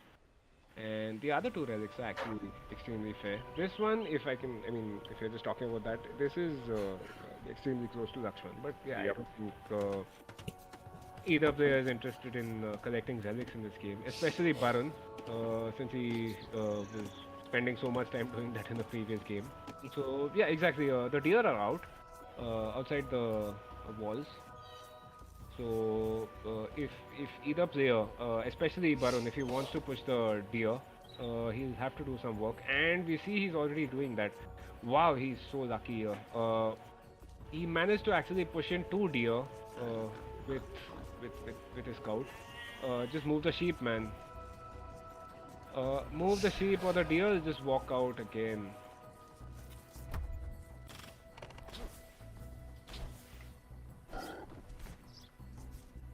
Okay, yeah. So he moved it. Yeah, yeah. Right in the nick of time. So he's got two deer inside his base, and I mean he can just push them towards his TC or maybe build a mill. I would rather just spend my time scouting my opponent at this point than trying to use the scout to push it in. The deer, I mean. And what is he doing? Okay, so he's pushing more deer now. See, this is the issue. The sheep opened the gate, and now the deer just walks out. So he's down to one deer. That's two steps forward, one step back for him. Yep. And yeah, so smartly he just why is and we will have a scout fight where if Baron decides to take the engagement, he'll end up losing his scout. And yeah, so Baron down to zero deer inside his base now. He lost both here. Yeah, they both of course they're going to walk out, man. So I mean because of that he now has no deer. And not only that, but Lakshman has spotted this, that he was pushing in deer. So he's just going to leave a scout here. Okay, so he does decide to move it. The thing is, he spent his time to Exactly. push the deer, and now he don't have Exactly. scouted map plus no See, deer. here's the scouting that he has done. This is Baron scouting, and he's still busy trying to do this. Man, just mill it at this point. Yep. So I mean, this is like 6.5 minutes in, and he does not know where his opponent is. Opponent is. Like his opponent can be here, or his opponent can be here. Unfortunately, he doesn't know for sure where his opponent is, and he's spending time doing this. I mean, the whole point of the Mongols is that you get in the deer bonus as fast as possible, right? And doing that at 7 minutes and 15 seconds does not make a lot of sense. And in all this, there we go. So okay, Lakshman is going to kill a sheep from Baron over here. Man, this is a complete Titanic from Baron. So not only did he, I mean, he got a deer, but he also ended up losing a sheep in the process. And if we just look at Lakshman scouting, so Lakshman has scouted Barun's Yes. secondary gold, and he's basically just camping here because he's waiting for the scout to come out so that he can have a fight with it. And what is Barun? So now Barun is having to place farms in Dark Age. Oh man, this is rough.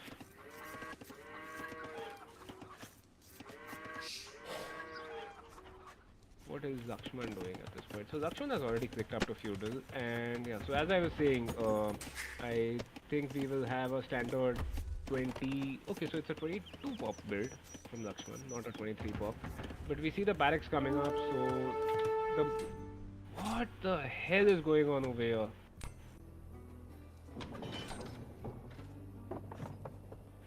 I think this. Okay, so what has happened here is Lakshman had kept his scout idle, and in all of that, Barun basically just walled his scout in. Although there is an opening here, but instead Lakshman basically just decided to engage with the villager. So now Barun is one villager down, but he trapped Lakshman's scout inside his base. And yeah, so that's the mining camp coming up. And the archery range for Lakshman, as expected. So that's one range, and he can immediately drop a second range if he wants to. What is going on here? Now this scout can be an absolute nuisance. Let's see how much time Lakshman decides to spend on, just engaging here. Like, the scout is dead anyway, so you might as well just get some idle time out of your opponent's villagers at this point. And I think he was just trying to wall the scout back in. This time it didn't work. But yeah, there we go. So that's the two ranges up. But now Barun decides to scout the map. Yeah. After. I mean, lucky for him, he has gone in the right direction. I guess, I mean, just using some logic in the sense that since he saw Lakshman's scout coming in from here, so it makes sense that Lakshman's base is on this side of the map.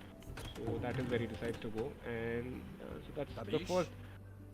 Okay, yeah, this is a small mistake from Lakshman here. He should not be trickling out his archers like this. Like, they can easily die to a stray scout that's just roaming around. Okay. But yeah, so I think Barun has completely missed the archers coming into his base. He should notice now. Okay, he does not yet, because these archers are not attacking the walls, and which means Barun has not noticed the archers either. And yeah, there we go. So now he gets the notification. Is he going for skirms? Actually, I think he might just be going for a castle click up at this point. Like, it's not a fast castle. It's almost 14 minutes, so it's still quite late. But yeah, I mean, I guess we should see. Okay, yeah, so instead he just queues up a skirmisher here.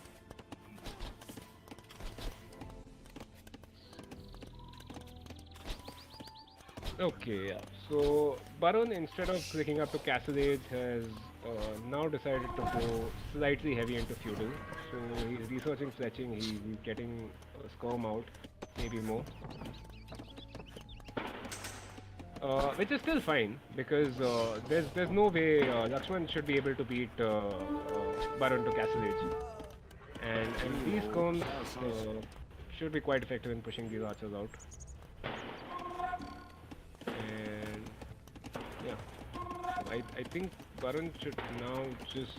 Okay, so he gets the horse collar upgrade as well, but I mean, he needs to click up as soon as possible. He's not collecting any stone, so... Bad. Yeah. I mean, not a lot going on right now. Lakshman is just massing up his archers. He might end up getting in. Or maybe not, because Barun is actually queuing up more skirms at this point. He's added 2 more, and he's getting the armor upgrade on the skirmishers, which is delaying his castle age by quite a bit. Like, he had the food necessary. I think he was onto like 700 food at some point. So Yeah, which I mean, it makes sense to add a couple of skirms, but I mean, you still have the protection from your walls, so there's no reason to add more skirms. Just get to Castle Age now. Meanwhile, what is Lakshman doing? Lakshman is Yeah, so Lakshman is basically like pretty deep into his archer build. So most of his new villagers should now be onto farms. The ones chopping the regular trees here will soon be turned into farmers. And yeah, so after that, I think he can just click up to Castle Age. He's getting the wheelbarrow upgrade now. And yeah, so as I say that, Baron has clicked up to Castle Age. Slightly later than what I was expecting. But I mean, these skirmishers more than enough to push these archers out. Yep.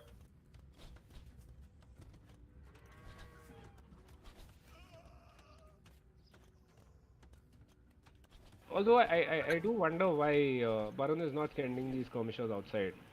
Like rather than just staying inside your wall at this point, just send the skirms out, push the archers away, maybe preferably towards Lakshman's base, so that you don't get this constant nuisance where you have like these 10 archers attacking random walls or whatever and causing Yep. notification sounds. That's quite irritating.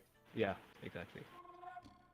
So yeah, there we go. These six columns successfully managing to push away Lakshman's archers. I think at this point, yeah, Lakshman should just get his archer numbers up, but at the same time, try and get to Castle Age as soon as possible. He's adding an Eagle Scout, which does make a lot of sense, considering Baron is just producing skirmishers at this point. But yeah, I mean, I'm interested in seeing. Okay, yeah, so there we go. Baron is adding the mining camp on his stone, so we should hopefully be able to see Mango die at some point. Damn.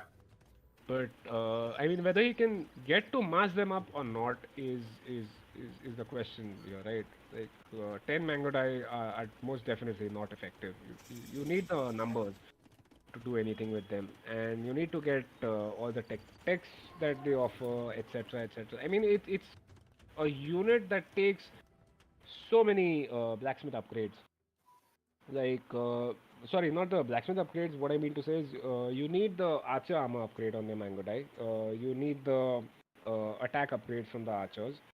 So that is there. That is the first thing. After that, you need to get upgrades from your stable. So that is bloodlines and husbandry.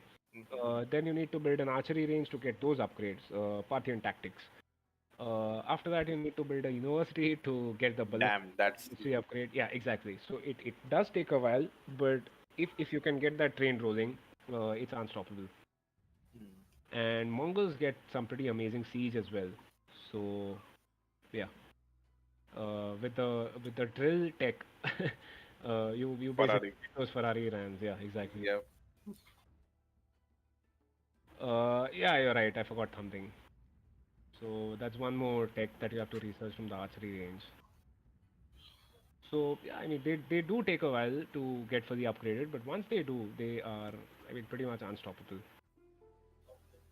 And yeah, so the pause has finally resumed. And okay, so at this point, Lakshman is clicking up to Castle Age and um wait, what? Uh, why is Baron getting pikeman upgrade? Ah, okay. No, wait. Why is Baron getting pikes? No, I mean, pikes are pretty much countered by everything else. You only use them against cavalry, which is something that the mines don't have access to. Yeah, actually. Uh, and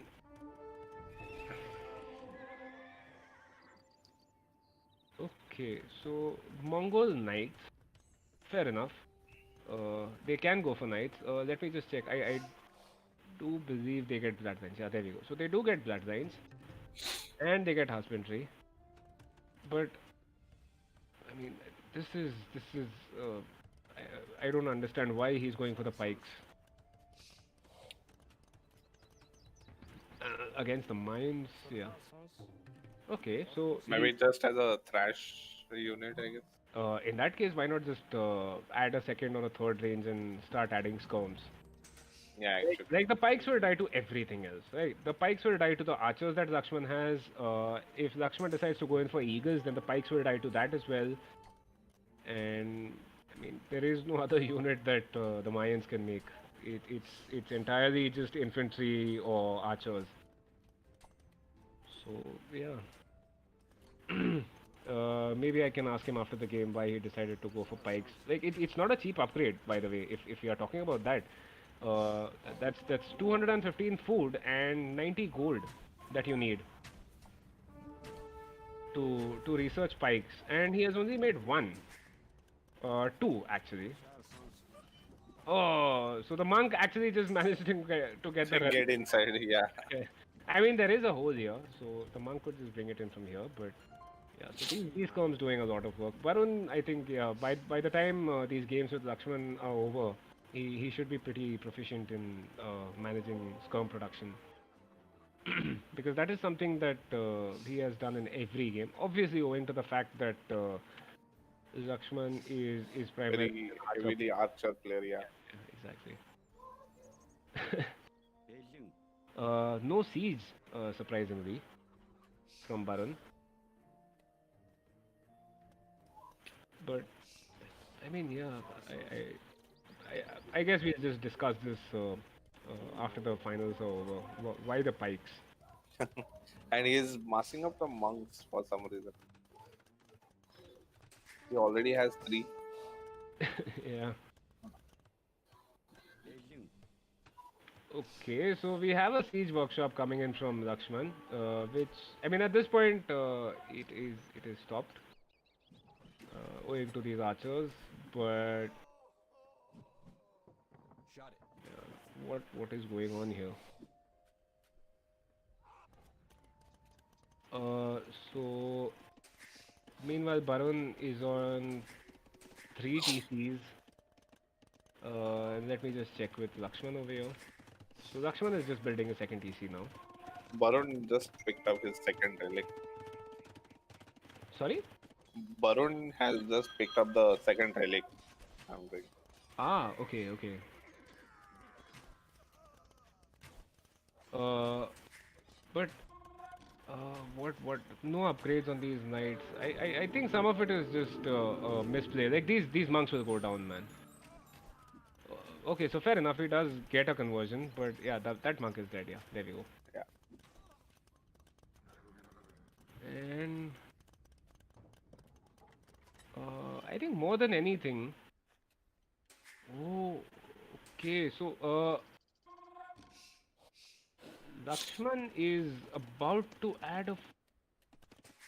Ah, okay, that's his third TC. My bad. I was mistaking him with Parun's three TCs. Okay, so Lakshman is going for his third TC. Not the best location, I might add, but he just decides to delete that TC right now because of these comms. But what military is Barun producing? Like, okay, a bunch of crossbows queued up over here. Sorry, inside his ranges. But I don't understand Barun's play here. Like it's entirely skirms at this point with how many like two pikes, one monk, and one knight. So yeah, not the standard. Okay, and Barun has just placed a castle somewhere. So where is this coming? Hmm. Why here, man? I would have preferred if you had placed it here somewhere.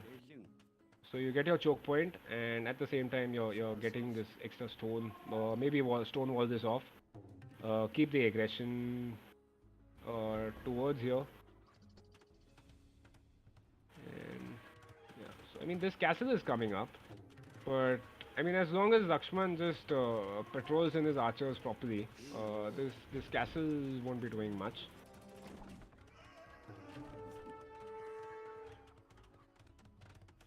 And wow, so Lakshman has a massive ball of archers now. Yep. No ballistics here for Barun, so these combs aren't going to hit anything. Where is the first Mangatai? And as usual, Barun with his messed up eco, he's got almost 2000 gold at this point. Two relics. He hasn't got the third yet. Yeah, which is his Yeah, yeah. So he can see closest. that third relic. He hasn't got it yet. Hmm. Uh, this one, I think, even though he can see, this is difficult to pull off unless Lakshman is not actively looking at it. And the fifth one, yeah, I think he can see that is. Sorry, I don't think he can see. Yeah, so he can't see the fifth relic.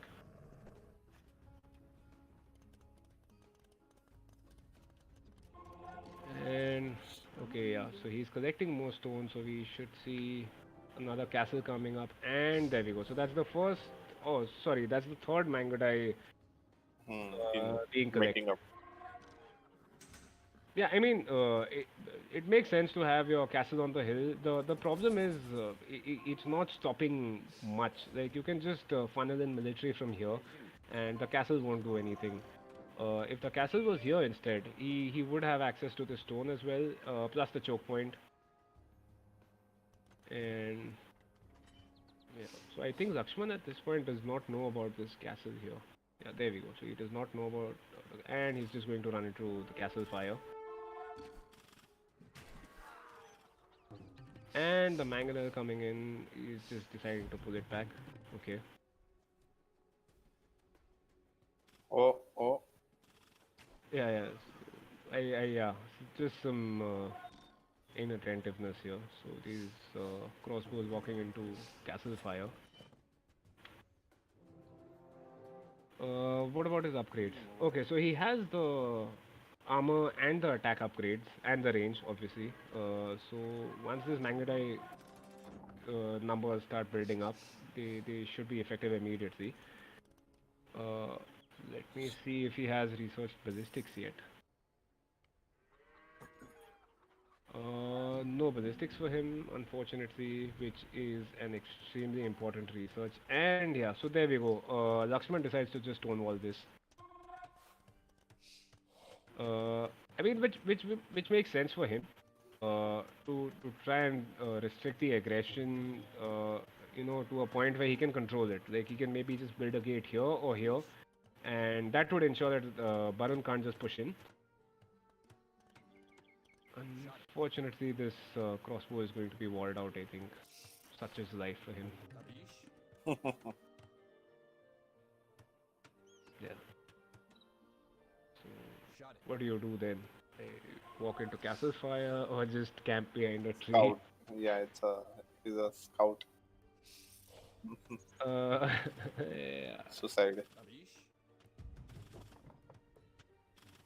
Yeah, there we go. Okay, so I've seen this before. Lakshman has queued up for Imperial. Yeah, both of them have queued up now. Lakshman Oh, is okay. like 50% up. See, now here's the thing. I have seen this play out like this quite a few times. Barun will mass up a bunch of military here, okay? And he has not sent anybody forward to scout these stone walls. So at some point, he's going to have a massive military that comes out, and it will just run straight into the stone walls. Like, let me just check his scouting. I'm pretty sure he does not. Yeah, so there we go. He does not know about these stone walls. So, whatever military is up, it will basically run into the stone wall. And behind that, Lakshman decides to just place a castle. So yeah, I mean that guarantees him access to this gold, and he should be getting to Imperial Age right about now. There we go. Oh, Varun just picked up the fifth relic. Yeah. But I mean, Varun should have a point, or rather a plan of attack beyond just making a bunch of skirmishers. Like he has 10 mango dye out. He has some mangonels which he can upgrade to Onager once he gets to Imperial Age. But he has the stone now to drop one more castle, and I mean he should do that. He should get his castle numbers up as much as possible, and drop multiple castles and start producing from them.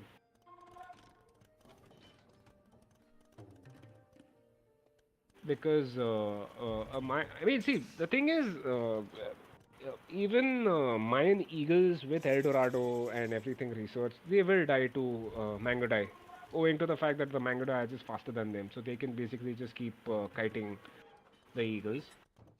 But I mean, the problem here is his lack of production, as usual. Like he has military numbers if you are just talking about just the bare numbers, but then his military is mostly just skirmishers. He's got two knights, he's got five mangadas here, which will easily die to whatever Lakshman decides to send forward. And we have a second layer of stone walls coming up here because I think he should just hold off on attacking from this trap until the wall is up. Okay, instead, yeah. So instead, he just decides to quick wall this. These walls are not strong, so these knights can definitely just break in and get in. Oh, he does missed not the even spot. actually. No, I mean, see, these knights will just melt. Dead. So that's still fine. Problem here is this castle will go down. Okay, we have some onagers here. Will we see a bada boom here? Because that's five onagers. Wow. If they actually manage to get, even like a couple of direct hits at those arbalests, they are all They're dead. Yeah. Which is why I believe, yeah. So Lakshman has already queued up the Eagle Warrior upgrade, and I guess after this he'll be going for the elite eagles. Problem is at this point he has just one barracks up. The rest I think are being made. Yeah, there we go. I mean, why here? Why not make them here? You already have the villagers to do that.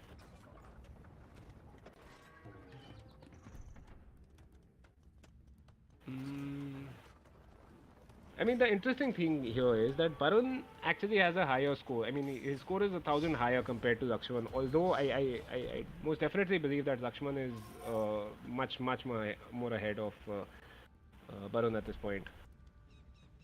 Cut the trees down, yeah, most definitely you can do that. The problem is he does not have the military to, save these onagers once the trees are cut. So I mean, even though he could just cut the trees here and get in, he does not have the military. Like these arbalests will melt anything, man. As long as they don't get hit by these onager shots. Onagers, yeah. Look at those onagers, no? Yes, What the hell? yes. That's scary. This has the makings of an epic turnaround.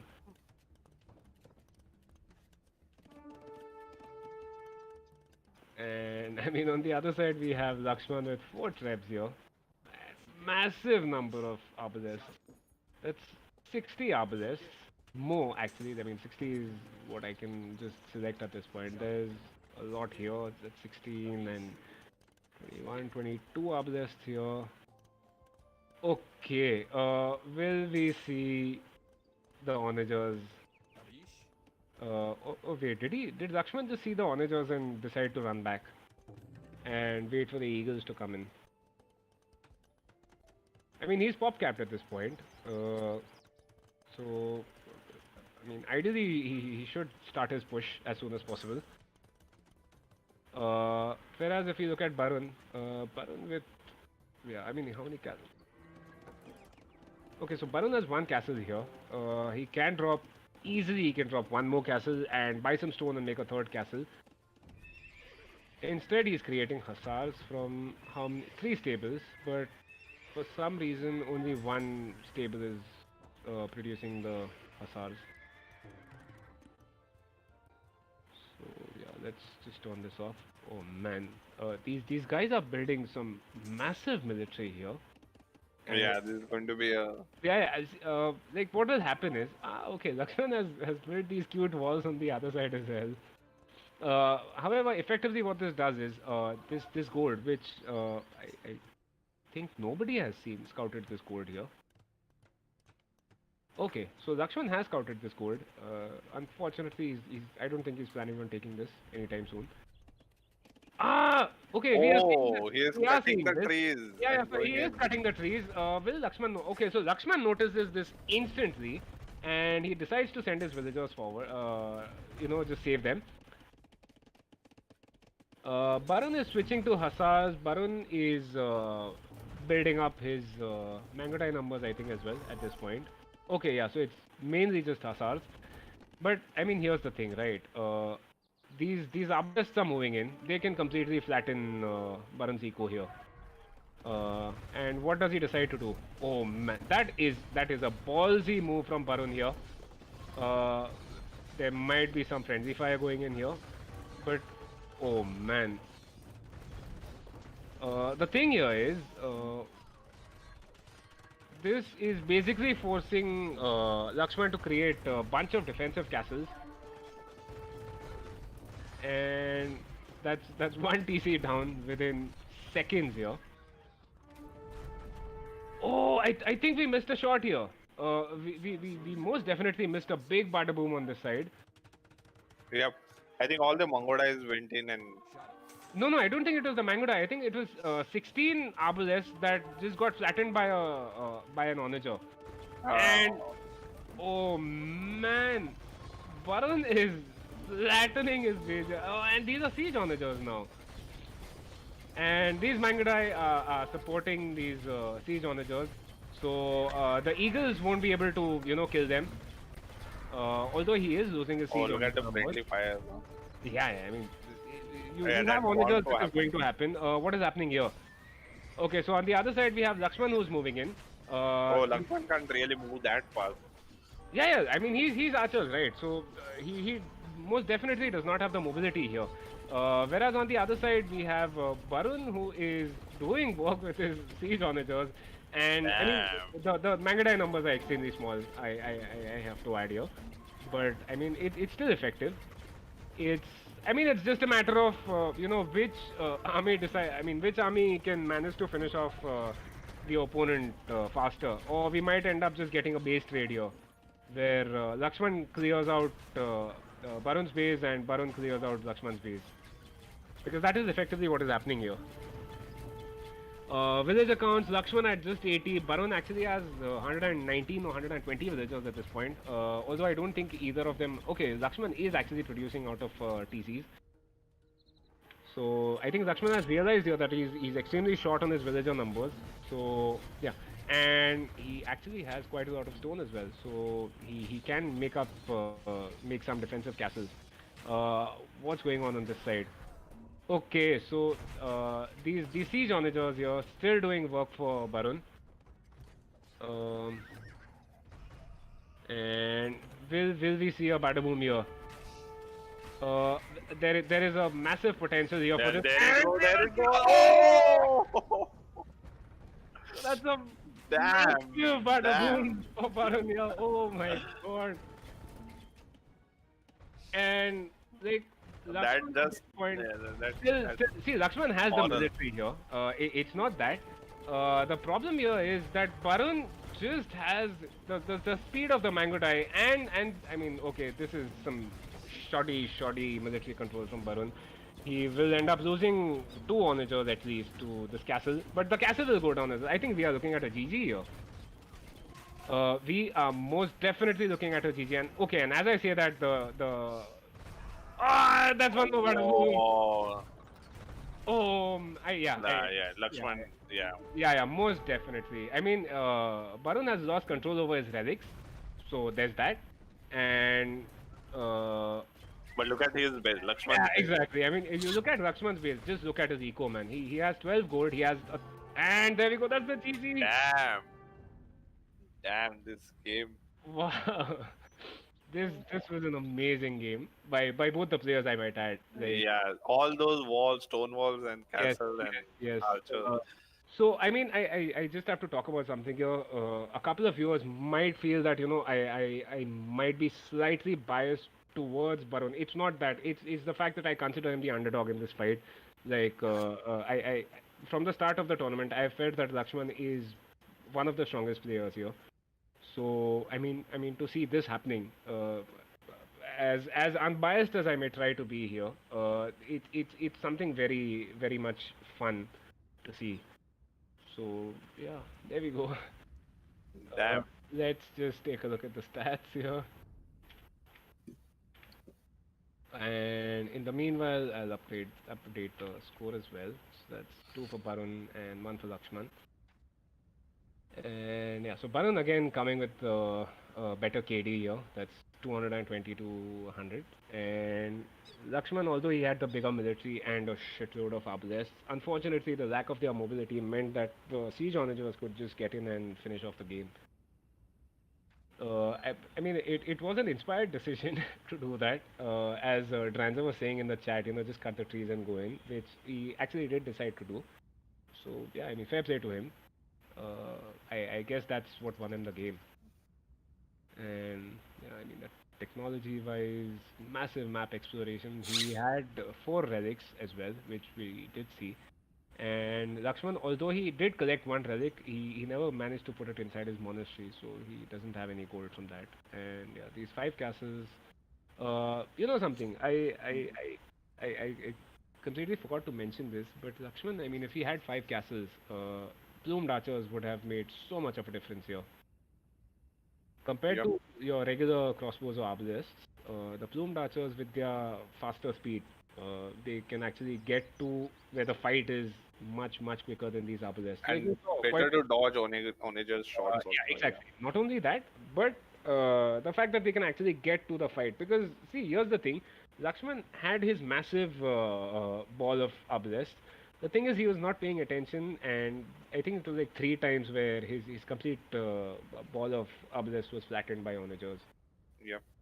So yeah, I mean, you can just sort of see where the onager shots came in, Yeah.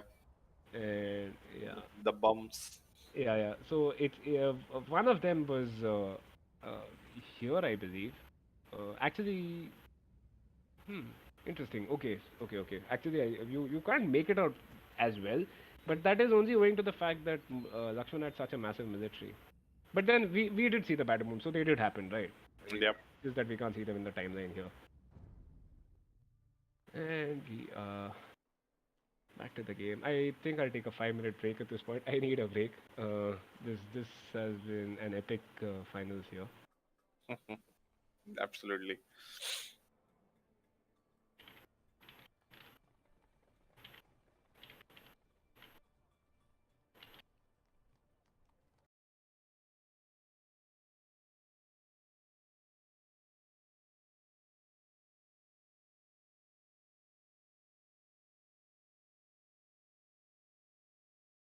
And I'll be right back.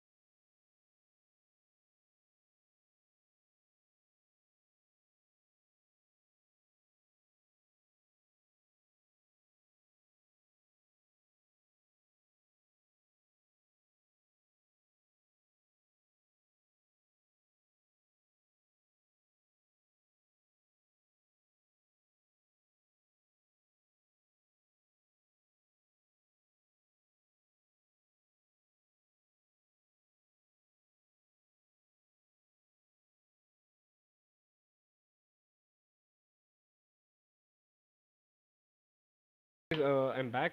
Unfortunately, there was an issue where one of the players requested some time off to finish his dinner. So, I mean, since it's almost 11 p.m., I guess we can sort of work with that. And both the players will basically be getting a 15-minute break to try and finish off their dinner as soon as possible.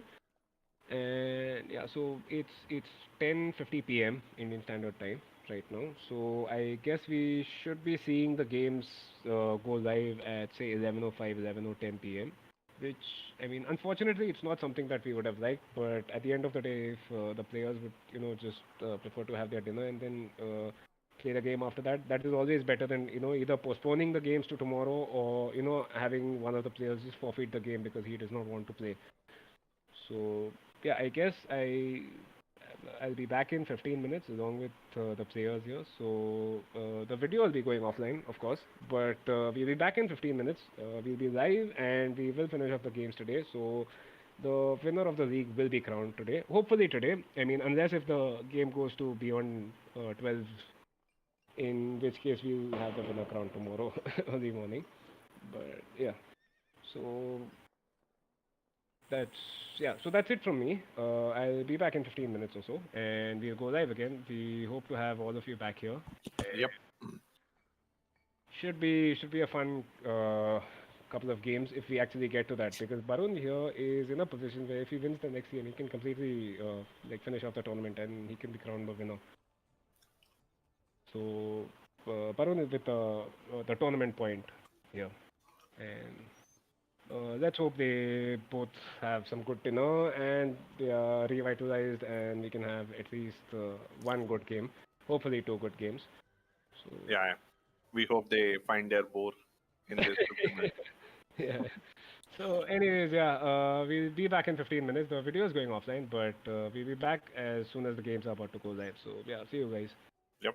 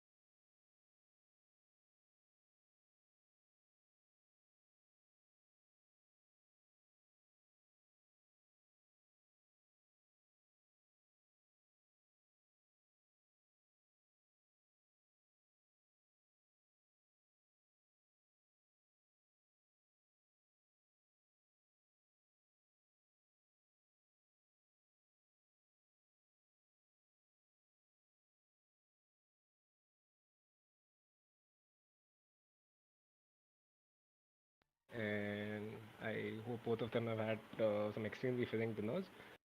So uh, they should be good to go for 2 games, which is the maximum number of games that can be played now since it's 2-1, and Barun is in the lead with the tournament point. So yeah, I mean Lakshman, if he wants to win this tournament now, he has to win both the games that are remaining. On the other hand, if Barun wins the next game, it's his tournament, and he will be crowned the winner. So yeah, I mean, let's just take a look at the Civ drafts again, since it is going to be extremely interesting because the next map will be 4 lakes. Since it's Lakshman who lost the previous game, so it has to be his home map again, and his second home map was 4 lakes. So I mean, in that sense, now it's pretty clear he should be going for the Japanese, which is the standard pick on a hybrid map, which 4 lakes is.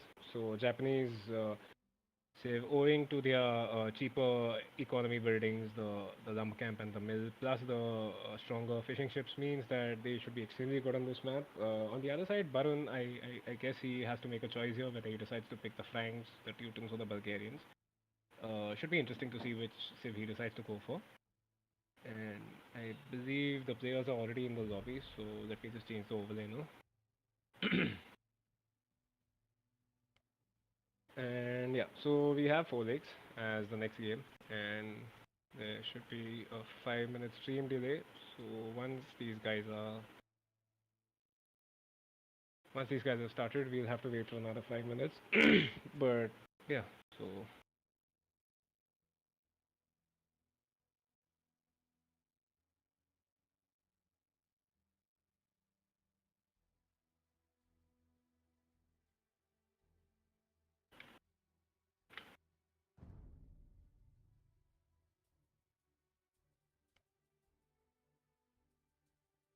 I guess they should be going any second now. So once that's done, they can get to casting the game.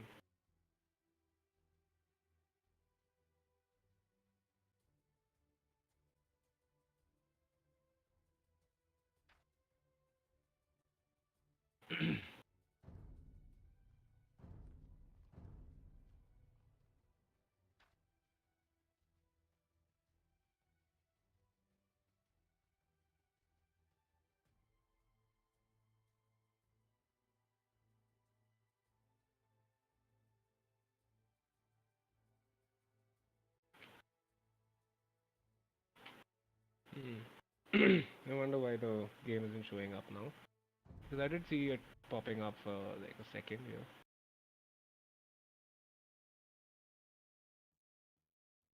I hope Varun's game hasn't crashed again because he seems to be having this issue where his game keeps crashing for some reason. So,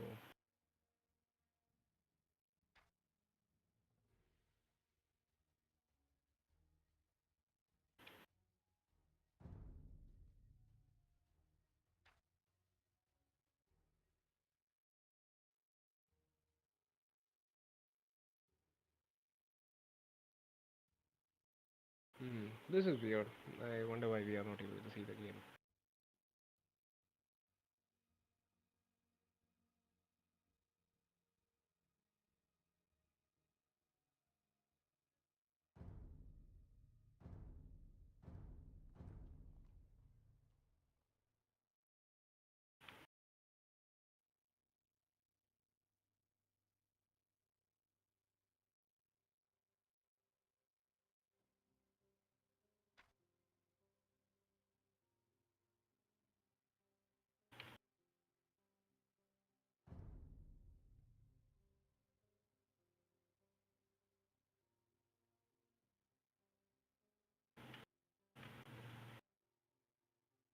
Okay, so I don't think the game has crashed for any player because they haven't messaged me yet. So it's just a case of DE being DE, where it decides to not show us the game. Yeah, there we go. So that's 2.5 minutes of waiting time, and yeah, so as expected, Lakshman has decided to go for Japanese. I mean, finally we get to see a standard civ pick from him on one of these maps. So yeah, that's Japanese for him, and then we have Barun, who's actually playing as the Bulgarians here. So again, an extremely good cavalry civ. They get their unique unit called the Conic, and the cheaper Kreposts, uh, which which can be extremely effective on this map, considering that neither of the players will be short on resources. There's a lot of stone and gold available on this map. So if the Bulgarians player can mass up a lot of stone and start building crepos, it can be quite deadly. Japanese is known for their infantry, especially considering the fact that they attack faster and they get their unique unit, the samurai. So the samurai get bonus damage on every unique unit. So whether it is the Teutonic Knight or whether you have the Berserker or whether you have anything else, any other unique unit, the samurai gets bonus damage against all of them. So, if Barun does decide to go for the Conics, it can actually be a pretty interesting matchup, seeing the Samurai versus the Conic. But I think Conic will lose against Samurai, right? Because Samurais are basically unique unit killer. Yeah, that is what is expected of them. The issue here is that the Japanese player will require castles to produce the samurai, right? Whereas Barun can produce these conics from the Krepost, which only cost 350 stone. So you can actually use it as, a spam production building if you have the stone or access to stone. Right. That's the thing. They are basically mini castles, right? So, yeah, it should be a very, very interesting game. Unfortunately, Bulgarians don't get anything beyond the feudal age archers.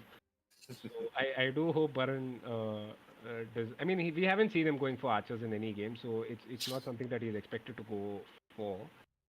But this issue, I've personally faced it with the Spanish, and I've seen a couple of friends who pick Bulgarians. They mass up archers, and then they realize that, oh, you don't get the crossbow upgrade.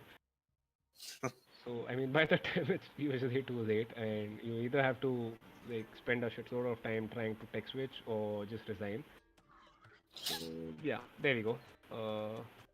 The overlay is fine, and we can just get to casting the match. So we have Lakshman on the left here playing as the Japanese, and unfortunately he has an extremely open front of his base. His berries are like extremely vulnerable, and he does have a very nice wood line on this side over here, and he is quite close to the water on Yep. the map. So yeah, it should be nice to see. He at least has one advantage if we are talking about that.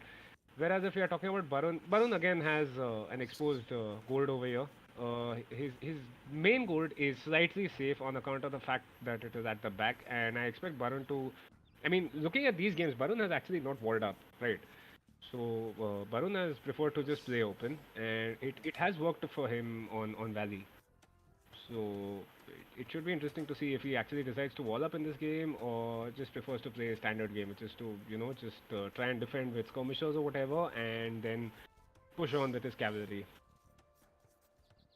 Military-wise, if you're talking about the military, get fully upgraded archers. So, oh, okay, Lakshman with a mistake here. Yeah, so Yep. he does notice it in time, but that's still bad, right? You have two geese who are under your TC, two dead geese, and not enough villagers to collect the food from there.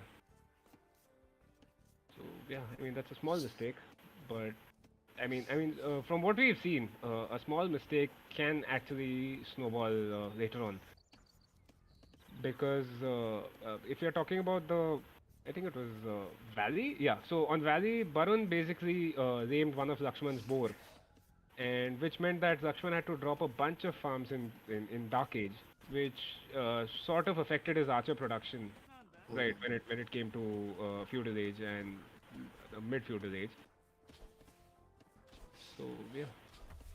And we see Lakshman is going to build his house, and then I guess he should be going for a dock after that.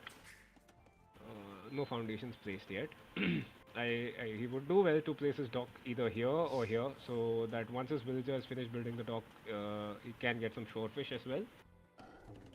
And if you're looking at Barun, so yeah, okay. So Barun has also sent a villager forward. Yeah, for dock. Yeah. So the villager is going for the dock now. The issue here is okay. So he has the pop capacity, which can be an issue if you forget to build the third house that he has built here. If he forgets to build that, he'll end up getting pop capped very early, which can be a massive issue. Okay, yeah. So there's some showfish here as well. Nice dock placement from Lakshman. Barun also has access to showfish, so that's nice. One thing I noticed for Lakshman here is even though his berries are exposed, the deer are basically right next to the mill that will come up at some point. So uh, yeah, I mean that's some nice 420 food for him right Yeah. next to the mill. One thing I've noticed here for Lakshman is, for whatever reason, he's had some unfortunate pathing on the boar. Like his boar tends to end up sort of either just right outside the TC or not in a very good spot. And I believe he is, yeah. So that's some food wasted on that first boar, which he decided to just ignore. But yeah, I mean, we already see the fishing ship out. And meanwhile, we have Barun going for a weird space for a lumber camp. I don't personally agree Yeah, with it's this one. very far. Yeah, I mean that's how it goes, right? And yeah, he tries to attack the scout, but just runs away. And Barun will end up losing his scout to Lakshman's TC. So yeah, we get to see this again, where a player just runs his scout into the TC. Lakshman has 3 fishing ships out. He should be okay. So he has just clicked up Loom, and he's about to click up to Feudal Age. Now, looking at the startings, I mean, looking at the civs, we can sort of understand how what their start is going to be. So Lakshman, owing to the fact that his infantry attacks faster, I guess we should see some sort of a man at arms play into archers, Hmm. and after that, I mean, it's anybody's game. What he decides to go for. And meanwhile, we have Barun over here. He is already up with the barracks, and he is also about to click up to feudal age since he is researching Loom at this point.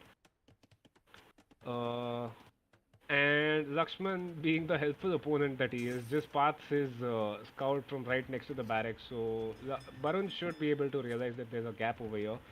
If he's expecting the barracks to just, cover off the lumber camp from the front, that is not going to happen. But will we see Lakshman run into the TC? Oh, Lakshman will also end up losing his scout, I think. No. Oh, Oh, he survived. that's lucky for him. And unfortunately, Barun lost his scout, so he can't just pull back his scout and try and find Lakshman's scout and kill it. But yeah, so I mean, let's just look at the scouting here. I don't think Barun has seen much, except for the TC. And Barun is having a massive issue queuing up feudal age here. So we will actually see a delayed feudal age from Barun. He unfortunately has just one villager on the berries, so he'll have to wait for the food from the fishing ships to come in before he clicks up. That's a lot of There you go. yeah, he that's a queued lot up. of idle time from the TC here. Mm. And yeah, meanwhile, Lakshman is already in feudal age, and he is sending out his man-at-arms, 4 man-at-arms in fact, or rather 4 militias this time, which will be converted into man-at-arms. And yeah, I mean these man-at-arms are going down easily. I mean, he's trying to use the hill advantage. Lakshman recognizes that, and yeah, so that's not going to work. And yeah, now they are man at arms. They should be able to do a lot of damage here. Any funny strats where either player tries to dock the opponent's pond? Nothing yet, but we see the scout who is just moving around. Okay, so the problem here is that Barun does not have the gold, which we also realized, and this is a bad mining camp. Why is he placing it here? Oh man. And the scout comes in. Actually, this villager should be able to take the scout. I don't know why he's yeah, exactly. Oh man. So Lakshman ends up saving his scout. Again. And these man-at-arms are coming in. And Barun just quick calls his lumberjacks in time. So these man-at-arms won't be able to get through. And okay, it seems Lakshman has produced quite a lot of man-at-arms here. So he has 5 man-at-arms now. And he's trying to bring the barracks down. Unfortunately, unless Barun figures out a way to, I think he can do this. He can delete this small palisade wall over here and repair the barracks from behind. Yeah. But instead, I think Barun is doing is his standard skirmishers. Oh, okay. I think Barun has not realized this, and Barun has queued up some archers, which is I think he's going to be in for a very nasty surprise once he gets to Castle Age. I mean, to counter the man-at-arms here, of course it makes sense. Archers and feudal, but I mean, where do you go from there, right? Like, these archers will be pointless the moment Lakshman gets to Castle Age.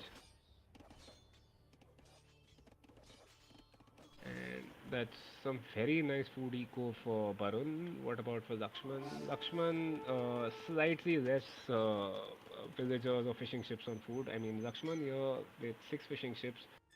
And meanwhile, we have Barun with 9 fishing ships. And yeah, so Japanese, as expected, are now going for archers. And Lakshman does a smart thing here by including 1 skirm. So that 1 skirm will take care of the Bulgarian archers. It's funny that this is even a conversation, but yeah, there we go.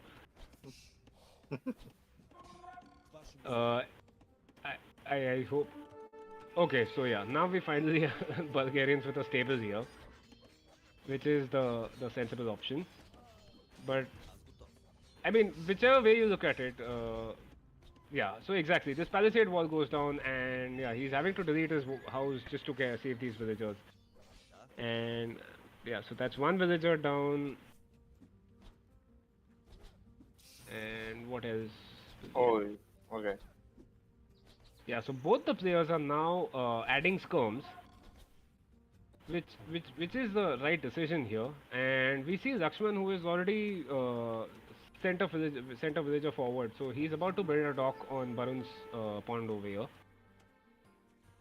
And whereas now Lakshman has a pretty large military compared to Barun. Barun is just with 2 military units. That's 1 archer and 1 skirmisher.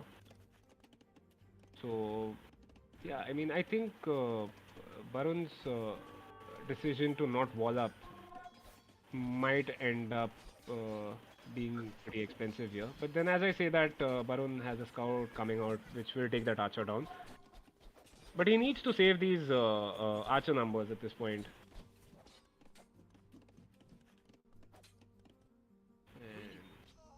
And Lakshman is basically trickling in archers at this point. Where is this villager of Lakshman that we had spotted?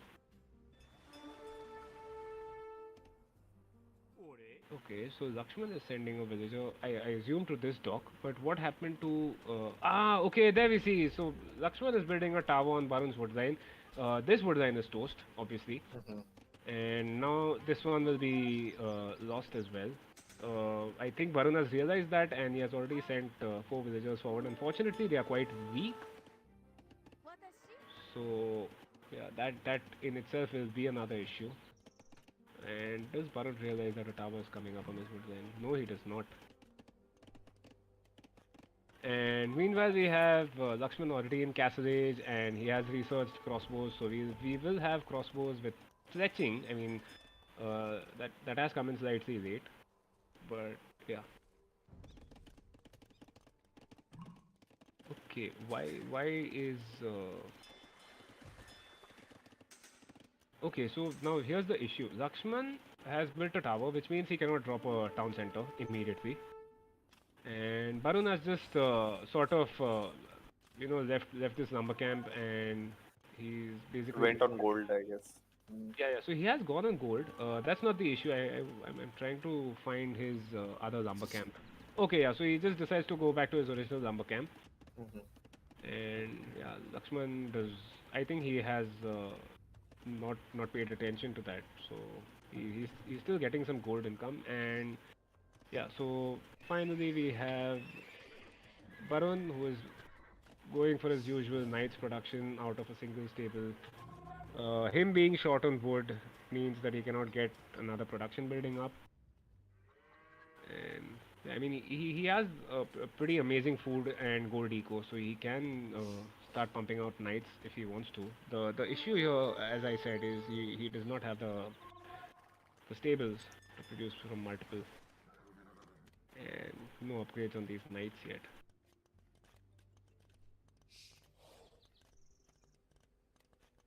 So Lakshman has built dock on one of the Yeah. So Lakshman has built Barun's. a dock here, which Yeah. was something that Oh, I've yeah, seen it is coming up. But spotted then, now. yeah, so Barun has spotted this dock. He's got a tower here, which is not doing much at this point. Oh, there's Unfortunately. a attack on lumber camp. The oh no, the Okay, yeah, but we have these crossbows here, and they will end up going down to these knights. Is Lakshman adding pikes behind this? No, Lakshman is not adding pikes. In fact, Lakshman does not have any military production at this point, which is a massive mistake. I do wonder why he's not producing out of his buildings. I mean, he has two archery ranges up, Mhm. and okay, yeah, so he decides to go in for the pikeman upgrade for the knights. Which can be extremely effective against knights, but the thing is, once Barun gets to... Okay, yeah, so we already have the first Crepost coming up here from Barun, which Nice. means we are about to see Conics come out. Now, as long as Barun can take care of these crossbows with maybe some siege or whatever, these Conics will be able to shred the pikes that are going to come out from Lakshman's side. Oh, Uh, I thought they are also. The pike does not counter See, the pike counters the conic when it is on still the horse. on the horse, yeah. But the Okay. moment the conic dies and it is then converted into the on foot conic, Mm. at that point it will take out the pike. Okay. And yeah, I wish this Kripost was slightly behind, and Barun again with this slightly wrong placement of his monastery, which is blocking one side of the gold. You know what I would love to see here is a second mining camp. That Yep. would be pretty nice. Middle of the store. Yeah, because this mining camp is basically like it's like half a mile away from his villagers. And we have Lakshman with the massive military here. How many cross? So that's 10 crossbows, which means all of Barun's lumberjacks over here will go down. He still has some villagers here, and let me see. Has he gone? Okay, so Barun is placing a defensive castle here, which has a chance of being denied. Oh my god. I mean, if Lakshman just camps his archers here, that castle is not going up. Like Lakshman should just ensure that his archers or his crossbows don't run into the TC fire. But as long as he can do that, this castle is not coming up, unless Barun can send some military back. Yeah. And let me just take a look at Barun's military here. Okay, yeah. So we have Barun sending back his 4 knights. Unfortunately, they are all weak, or at least 2 of them are extremely weak. And yeah, so there we go. We Conic. see the conics Yeah. coming out. Now crossbows actually counter the conics very well. So I I I guess we will see the castle come up, but Varun has to now start making skirms. And Lakshman doing the smart thing here, just pulling his crossbows next to the tower. So whatever extra tower, I mean whatever damage the tower ends up doing will be useful long term. Okay, he's losing some units to this. He should be slightly more careful. And Barun here with a dock on the neutral pond over here on top, and this means that Lakshman's fishing ships are going down. His galley has gone down, and this villager might. I mean, the villager can just run away, so I mean that's not a big deal. The problem is now Lakshman does not have any food eco on this side, and Barun has sent his scouts here. So at some point, if Lakshman doesn't do anything, even this dock is going down. But I mean, yeah, it's an extremely close game at this point. Oh, and we have Barun going for stir up. So let me just give you the exact figures on this. stable units and conics attack 33% faster. Whoa. So, Damn. like how Japanese get their bonus on the infantry by default, uh, Barun has to do the research, but after that, he should have some extremely capable knights and conics over here. And yeah, so it's basically just microing at this point. I sometimes feel that this time microing two archers would better be spent elsewhere. But yeah. So Lakshman actually does not have a lot of military at this point. I mean, it's just I think it's what 6 pikes and 1 crossbow over here. The tower has gone down because of the castle, which now means that Lakshman is extremely short on the military numbers, and he's building a second TC here. I think the issue here is that he does not have enough production buildings. Like you see, right? He's queued up 4 crossbows in one and 3 in the other. He has the wood. He can just drop another archery range and produce out of 3 rather than 2, which would make a pretty sizable difference. And we see Lakshman's dock going down here. And instead, Barun has now started to collect the fish from here, so he's getting fish from here and he's getting fish from this pond as well. And this pond, okay, yeah. So as I say that, I see here that Lakshman has already sent a villager forward. So I guess we will see a dock from Lakshman in this pond at some point. Okay, where did the scouts go? I think the scouts might have just died at this point. Let me just check.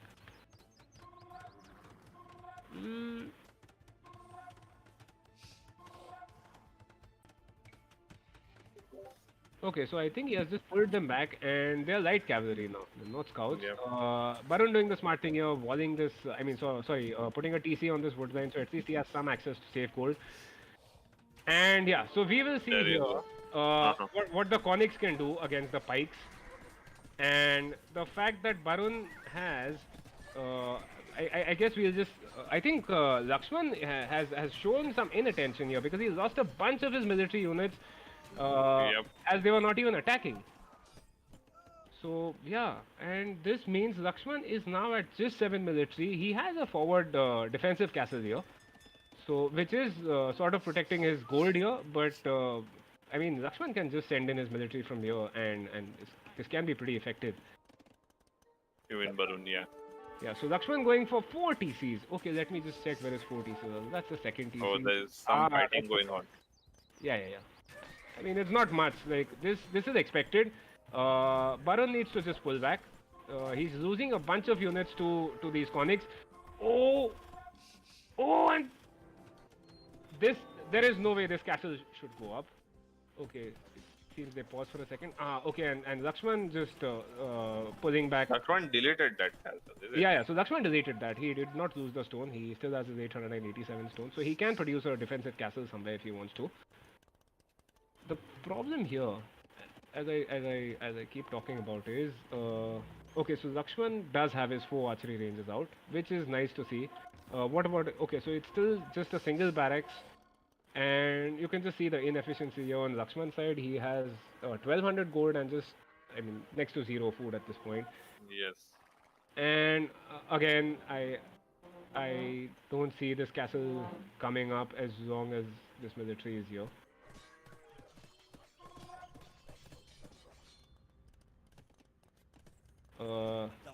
These guys should be able to take a TC. Let me just check their upgrades at this point. Okay, yeah, so he does have the +2 armor upgrade on his knights, which will apply obviously to the conics as well. In fact, they're fully upgraded, so that should be interesting. Unfortunately, he's running between a bunch of TCs, which means that he has lost a lot of his military.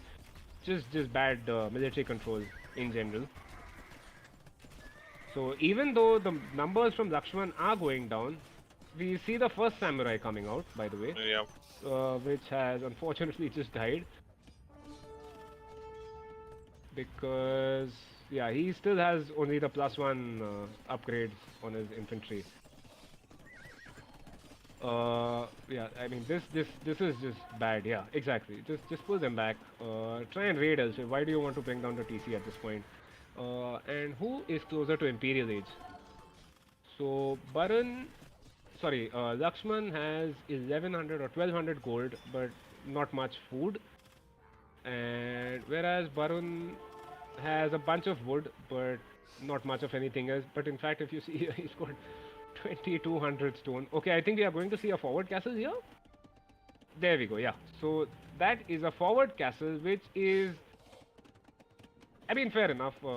The wood here will become an issue. Like, I think Barun will have to relocate his TC. But I mean, apart from that, uh, this this castle will go up because Barun, I don't think, has noticed. Okay, Barun has noticed this castle. Yep. But Lakshman has done the smart thing here by walling this from the front. So there's no way these knights are getting in. Although he can actually break this gate and get in. Which, if he does realize, he will be able to. And yeah, as I say that, okay, so the castle just comes up instead. And Barun, unfortunately, losing a lot of military to this castle here. Man, just pull back at this point, yeah. Does he have murdering holes? Like, no. By default, only the Teutons get murder holes for free. And it's usually not a tech that is is researched very often. So yeah, I think Barun is taking an extremely bad fight here, and he's finally deciding to pull out. Let's just take a look at the military here. So we have Lakshman, who has produced. Okay, so that is 11 samurai at this point. He's got the second attack upgrade, but not the infantry upgrade. So they will die to these creposts. And Barun coming in with a defensive castle here. And I mean, of course, that castle will go up because he's got a crepost right next to it. But I feel it would have been better to, try and drop the castle somewhere over here. On the hill. Yeah. So to stop the push, both units, or rather, actually, yeah. So I guess Barun has just given up on this TC, which means that it was his knights that were getting shot at by the castle from Lakshman over here. Lakshman has a pretty active eco here. He has some here. Barun, meanwhile, has the 2 pawns on his side, and he's got a bunch of fish traps as well. I feel like Barun here is taking some extremely bad engagements, which if he is slightly more careful about, he can save his military numbers. Like there is no reason to even Save send that, your military yeah. here. Like this TC, you've given up on it, right? Like why try and engage with the military over there? Because you're getting shot at by the castle. And as I say that, Barun has clicked up to Imperial Age.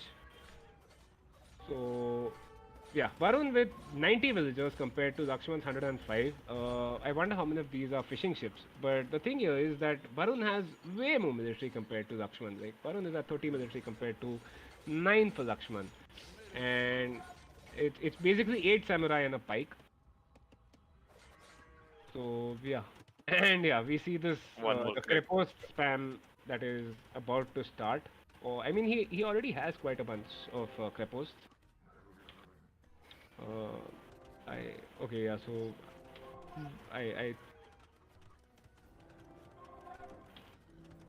yeah, so that's 2 creposts for Barun, and he can drop, I think, like 3 or 4 more. And he's massing up his knights. These knights are with stirrups. So I mean, as we discussed, they attack 33% faster. And, yeah, should be interesting. Like at this point, if we see this, even though Lakshman has more forward buildings, it is Barun who is actually collecting the neutral gold on this side. Right. Whereas Lakshman, I think, let me just check his scouting here. 1 second. Okay, so Lakshman does know about this gold, and he can sort of just see the gold over here. But apart from that, yeah. Whereas if we see Barun's point of view, What's happening on the bottom right side of the map? Like Lakshman. here, Oh, okay. nothing. So he's just using this gold, Okay. which he would have known about since he's built a dock here and a bunch of houses and everything. But yeah, I mean this at this point, I would say it's a clear advantage for Barun. He has already gone for a treb. He's queuing in light cav. He has 4 stables, 2 crepos. So, and on the other side we have Lakshman, who is with 3 castles. So that's actually pretty nice. He's producing samurai out of 3 stables, and he has a lot of food, and he's getting the upgrades at this point. So yeah, that's the first treb out from Barun, and let's just take a look at Barun's military. Okay, so Barun is making a small mistake here by not having his military protecting the treb. Like Barun has some military that's just scattered around here. He has some military elsewhere, which means that if like this military goes forward, it will end up taking out the treb. And on top of that, Lakshman, since he's playing as the Japanese, he gets his unique tech in Imperial Age called the Katapuruto, which means that his trebs unpack and pack Packs faster. a lot faster. Yeah. So you can almost consider them to be bombard cannons in that sense. The mobility that the Katapuruto trebs provide is pretty amazing. And we have Barun here, who has research cavalry. And these samurai will just go down to the arrow fire. No need for even the. Oh, that's a massive military from Baran. If okay, so here's the thing. Baran has so much military. He's got the light cav for raiding. These archers and these samurai will go down. The castle will go down. I think we are looking at almost a game ending moment here. Yeah, this is heavy army. Yeah. Yep. I think it's GG at this point because Lakshman has no military. Lakshman with just 1 military at this point. So even Barun has 20 less villagers. He's got 52 more military at this point. So yeah, I mean, as I say this, I mean we are looking at a GG here. Unless Lakshman somehow manages to make a superb comeback, I think the game is over. I think it's something that Barun seems to have realized at this point, that his first match or his second match rather, where his production was so slow. Yep. In this game, he has 4 stables at this point. He has 2 crepos. I wish he had more. He has a lot of stone for that. You know what I would love to see at this point? Send like 15 villagers forward and just drop a bunch of crepos to end this game. Yeah. So from the early game, like the first 2 games, we were looking at Varun, right? He was struggling with food income. Yes. And here, because of this whole map, the fishing boats and all. It's the power of the fishing ships and the fishing traps. You don't have that. Okay, and Barun has found this lumber camp, Conic Cavaliers. Yes, this is absolutely GG, and I think we have very a dominant winner showing here from Barun in the final game. So yeah, now we can see Lakshman is also down on his villager count. He's at 81 villagers and just 7 military. So yeah, I guess, I mean, at this point we still have to get to the end of the game, and it depends on when Lakshman decides to tap out. But Lakshman making light cav here makes no sense, because Barun already has a shitload of cavaliers here. He's got 25 cavaliers. This lumber camp is completely destroyed. These docks will go down at some point, and man, I still feel he should have made more stables, because he's at 4 stables and he's queued up like 11 light cav from 1 stable. But I mean, yeah, apart from that, this is a massive victory. And I think Lakshman here deciding to be the cockroach, and he's building a castle over here, which, I mean, it doesn't accomplish much, although we see here that Lakshman is building a bunch of barracks, and he's sending out this light cav and halberdier combo into Barun's base. And while Barun might lose a few villagers, Lakshman's entire base has been emptied. Yep. Barun has castles and clay post all over his. Yeah, exactly. I I feel like he has still messed up on his Crepos production. I think he's too focused on this thing, the military and the fights and everything that he has forgot to. Oh, okay. So he's placing a castle now. But I mean, yeah, I think at this point it's close to over. Lakshman's entire base has been pretty much wiped out. These villagers will go down, and yeah, you can just see he's got 30 villagers. That's it. And okay, so Lakshman is trying to go for a tech switch into long swordsman and two-handed swordsman, champion line, etc. Unfortunately, he does not have the resources for that. I mean, that's 17 or 19 on food, whichever way you can look at it, and he's researching supplies. He's got a bunch of gold, of course, but the problem here is like he Yeah, will there is never no be able answer for yeah, I mean, Cavaliers. Yeah. yeah, I mean, he won't be able to get the numbers up, right? Uh, he's got how many barracks is it? That's 5 barracks. Fair enough. Which is nice. But then Barun has 63 military already out. Uh, how much of that is light cav is might be interesting to see. However, they are all extremely mobile units, so yeah. I mean, just look at Barun's resources. He's got 5,700 food Yep. and Look at 3,000. look at the score itself. Like the Yeah, resource yeah, score is absolutely. double, more than double. Okay, so why is Lakshman is at 15 villagers? I think it's pretty obvious what the result is going to be. What? I think he's just giving the last stand fight just for fun. Makes sense. I mean, unfortunately, it does not even have castles at this point, and these barracks will go down. What about the upgrades on them? Okay, so the halberdiers at least are fully upgraded, but then what else do you make at this point? There's He's nothing. planning to convert few of Yeah, Barun's army, I guess. Oh, we see 13 or 12 monks queued up. Yeah. But I mean that's not happening, man. That is not happening.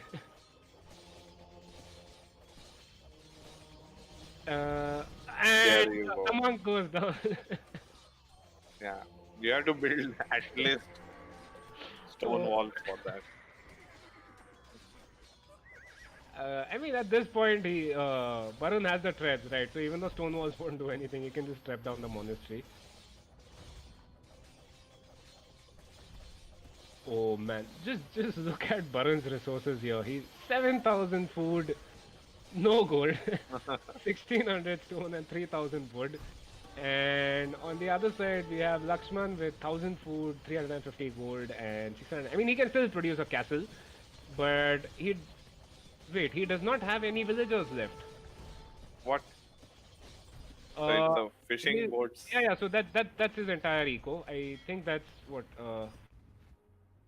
that's 9 fishing ships here and 6 fishing ships here.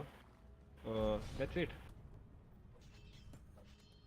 So yeah, I think he's just waiting to be defeated at this point.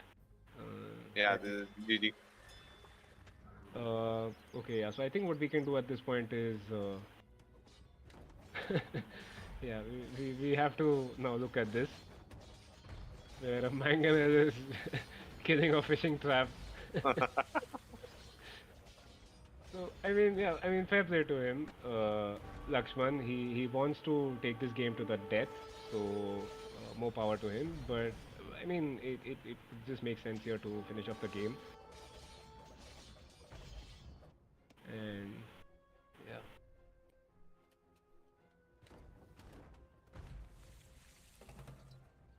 I wonder if there's an achievement if you can manage to kill fishing traps using mangonels. Because, ah, oh, Barun is building a wonder. Whoa, what? Wait. Wait. Yeah, in the There front. we go. We have a wonder coming in from Barun. Oh man, this wonder should have been built at Oh, okay, there is nothing left here. So, okay, what is this then? Uh, does Baron know about this dock? No, That is unfortunately. unfortunate. Baron, unfortunately, this is not standard victory, so building a wonder will not win you the game. You'll still have to finish this off because Lakshman would prefer to be a cockroach here rather than just resign. Resign. But I mean, yeah, it's still his decision, so fair enough. We get to see a player building a wonder here. Although it should be interesting to see how long this will take. And I have never seen their wonder, so it's okay. Yeah, right, the Bulgarian wonder, yeah, yeah, yeah. Yeah, Bulgarian wonder. How does it look like? I don't know. Wow. Come on, man. And there we go. So Lakshman basically just decides to tap out at this point. GG's and Congratulations. extremely interesting Yeah. games. Yeah, yeah, exactly. So congratulations to Baran. What we'll do is we will have Baran in the voice chat in a couple of moments. We would like to have him. And if Lakshman is available, we would like to have him in the voice chat as well. Yep. So I think they might not have access to the channel that we're in. Can let me just check here. Let me. Okay, so Barun is in player 2 voice chat, and if you'd like, we can just move on to that voice chat and we can. Maybe we can do that, or we can pull one by one to them here. Yeah. So let me. Okay, yeah. So I can pull Barun into the voice chat, which Yeah. is what I'll do. Let's do. Hey, Barun.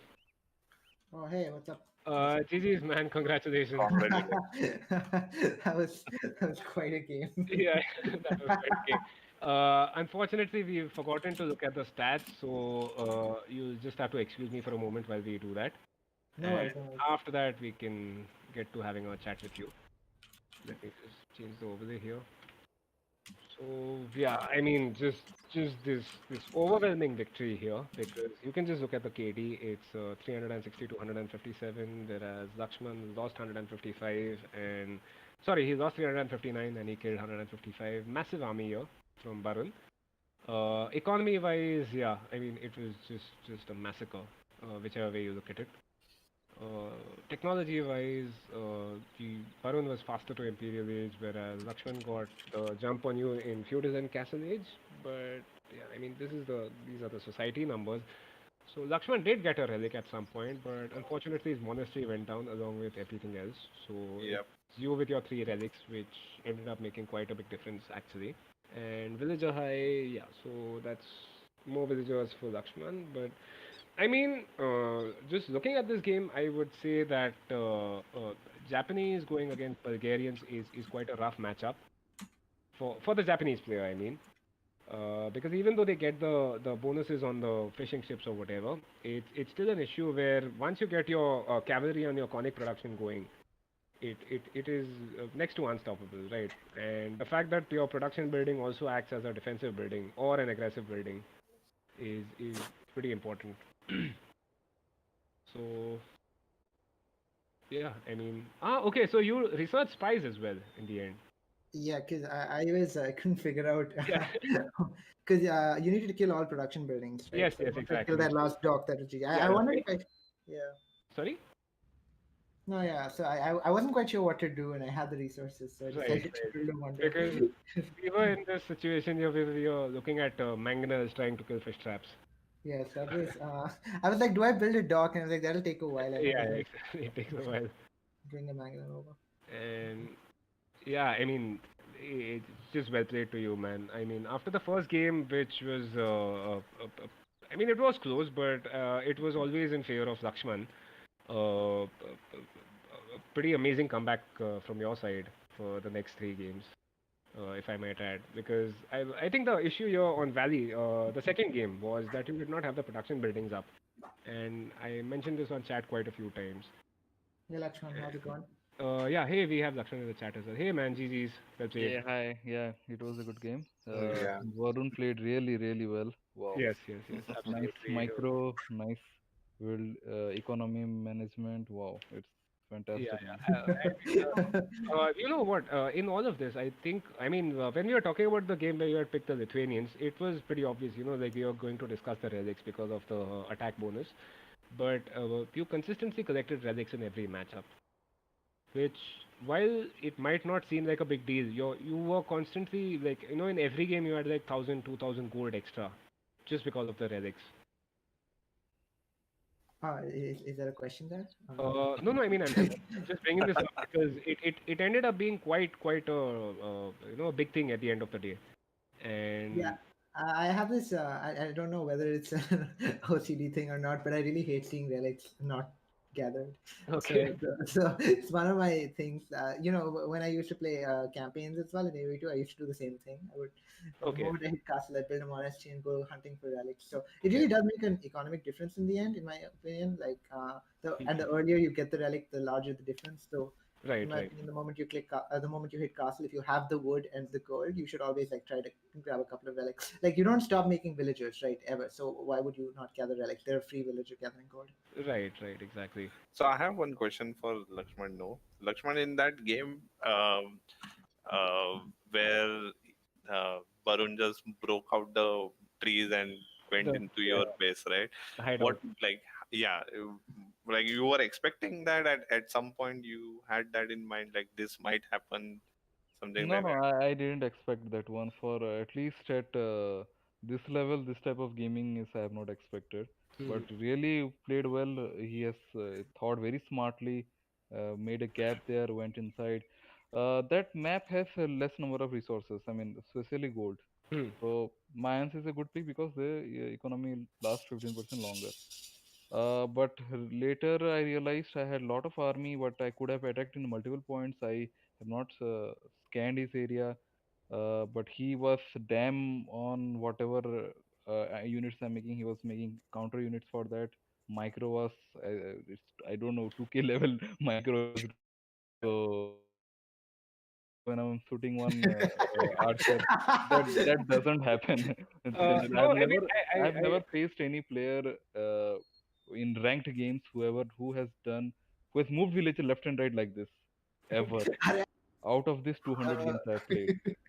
So And I was, it's so a I had some downtime. I was like, okay, if I keep these archers here, I didn't have enough skirms at that point to deal with it. So I was like, I need to keep you distracted. So many times, if you're like attacking villagers, send one villager in the opposite direction to just buy time for me to make the counter unit. So all of I feel like I was constantly reacting. So in the first game, I was just completely lost, and I didn't expect that archer no, mark. even in So I feel first like game also I've noticed quick walls, quick yeah, this what houses, quick walls, everything.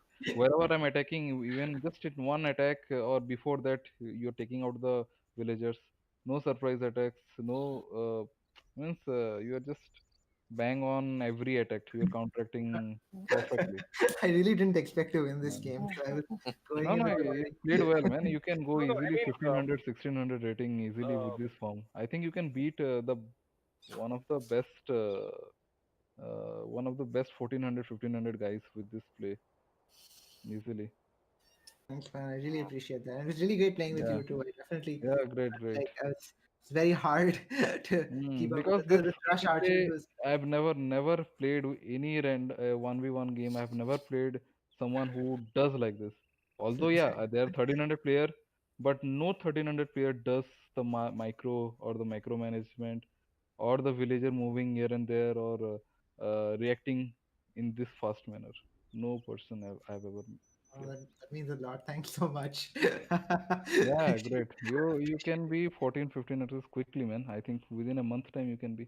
Don't know why you don't play recorded. I actually Uh, play AOE 3 more than I play AOE 2. nice. good, good. So just but yeah, maybe I should yeah, thanks so much, man. It means a lot, especially coming from you. And I definitely so I didn't think I was going to win any of these games. I went in with that sort of, and Magyar is I think my weakest civ of all of them. So I wanted to, so I sort of, my first game was sort of like I want to see what's going to happen.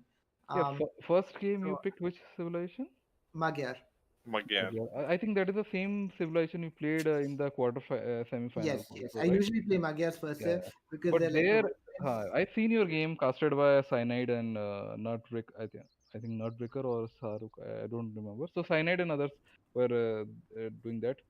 At the time, the your reaction speed wasn't that great, but in this game, I think you have just jumped up your level 200, 300 points. Last match I have seen you're dying like here and there. You just left it villagers, or you left your army here and there. But this game, no mistake. I think you have done some magic in your hands. A 2K I magic. mean, Nice one. Concentration. Good, good. Basically, when I saw you were making archer, I feel like you kind of I didn't after the first game, the second and third game were exactly the same thing, just like a bunch of archers.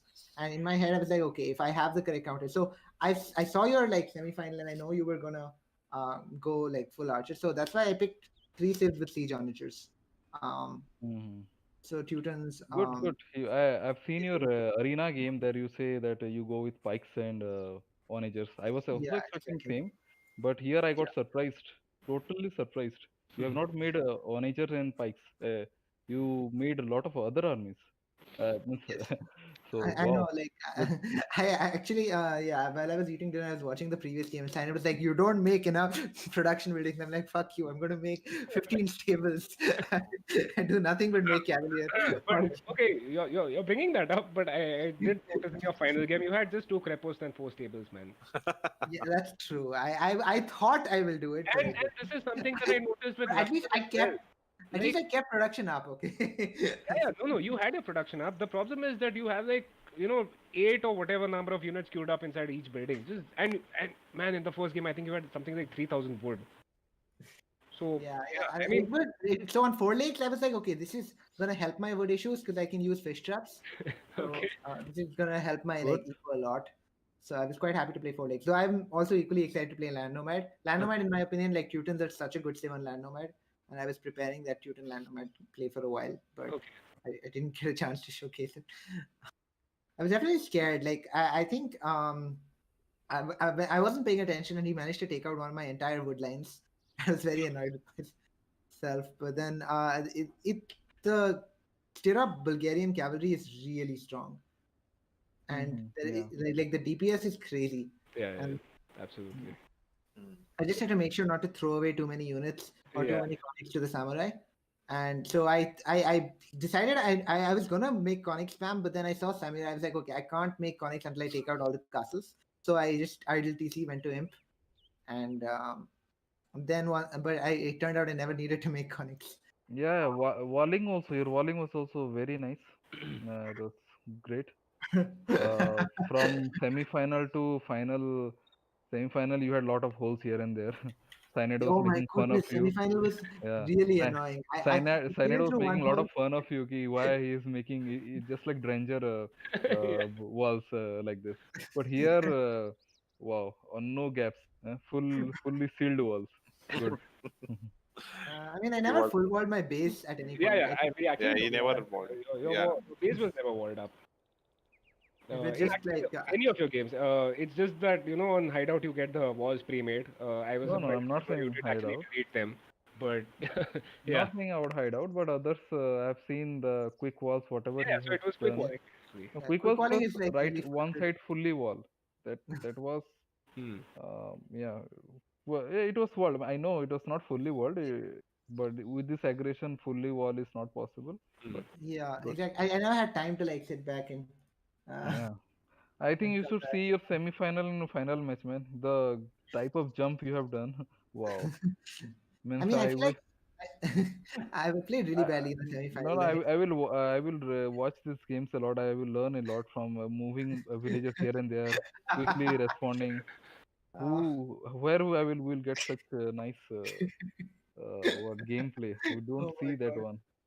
So yeah. Anyways, it's GG. Yeah, So thank I you for remember like organizing. I quick walled on a castle build in the round of 16, which I was really happy with. Thank you for the Yeah, organizer. It was a great tourney. it was You a have great tournament. done a great thing. Especially you are putting in Instagram, and maybe you can put in Facebook. I'm not sure it is there or Yeah, not. I really enjoy. Thank you so much. The more and more number of means visibility or social media platform you'll put, you'll add up. It will give a great help to the community. See, the main thing is about the tourneys. It helps the community a lot. A lot of people comes into this, and we have great games also. So yeah, all the best to the organizers. You come up with new such tournaments.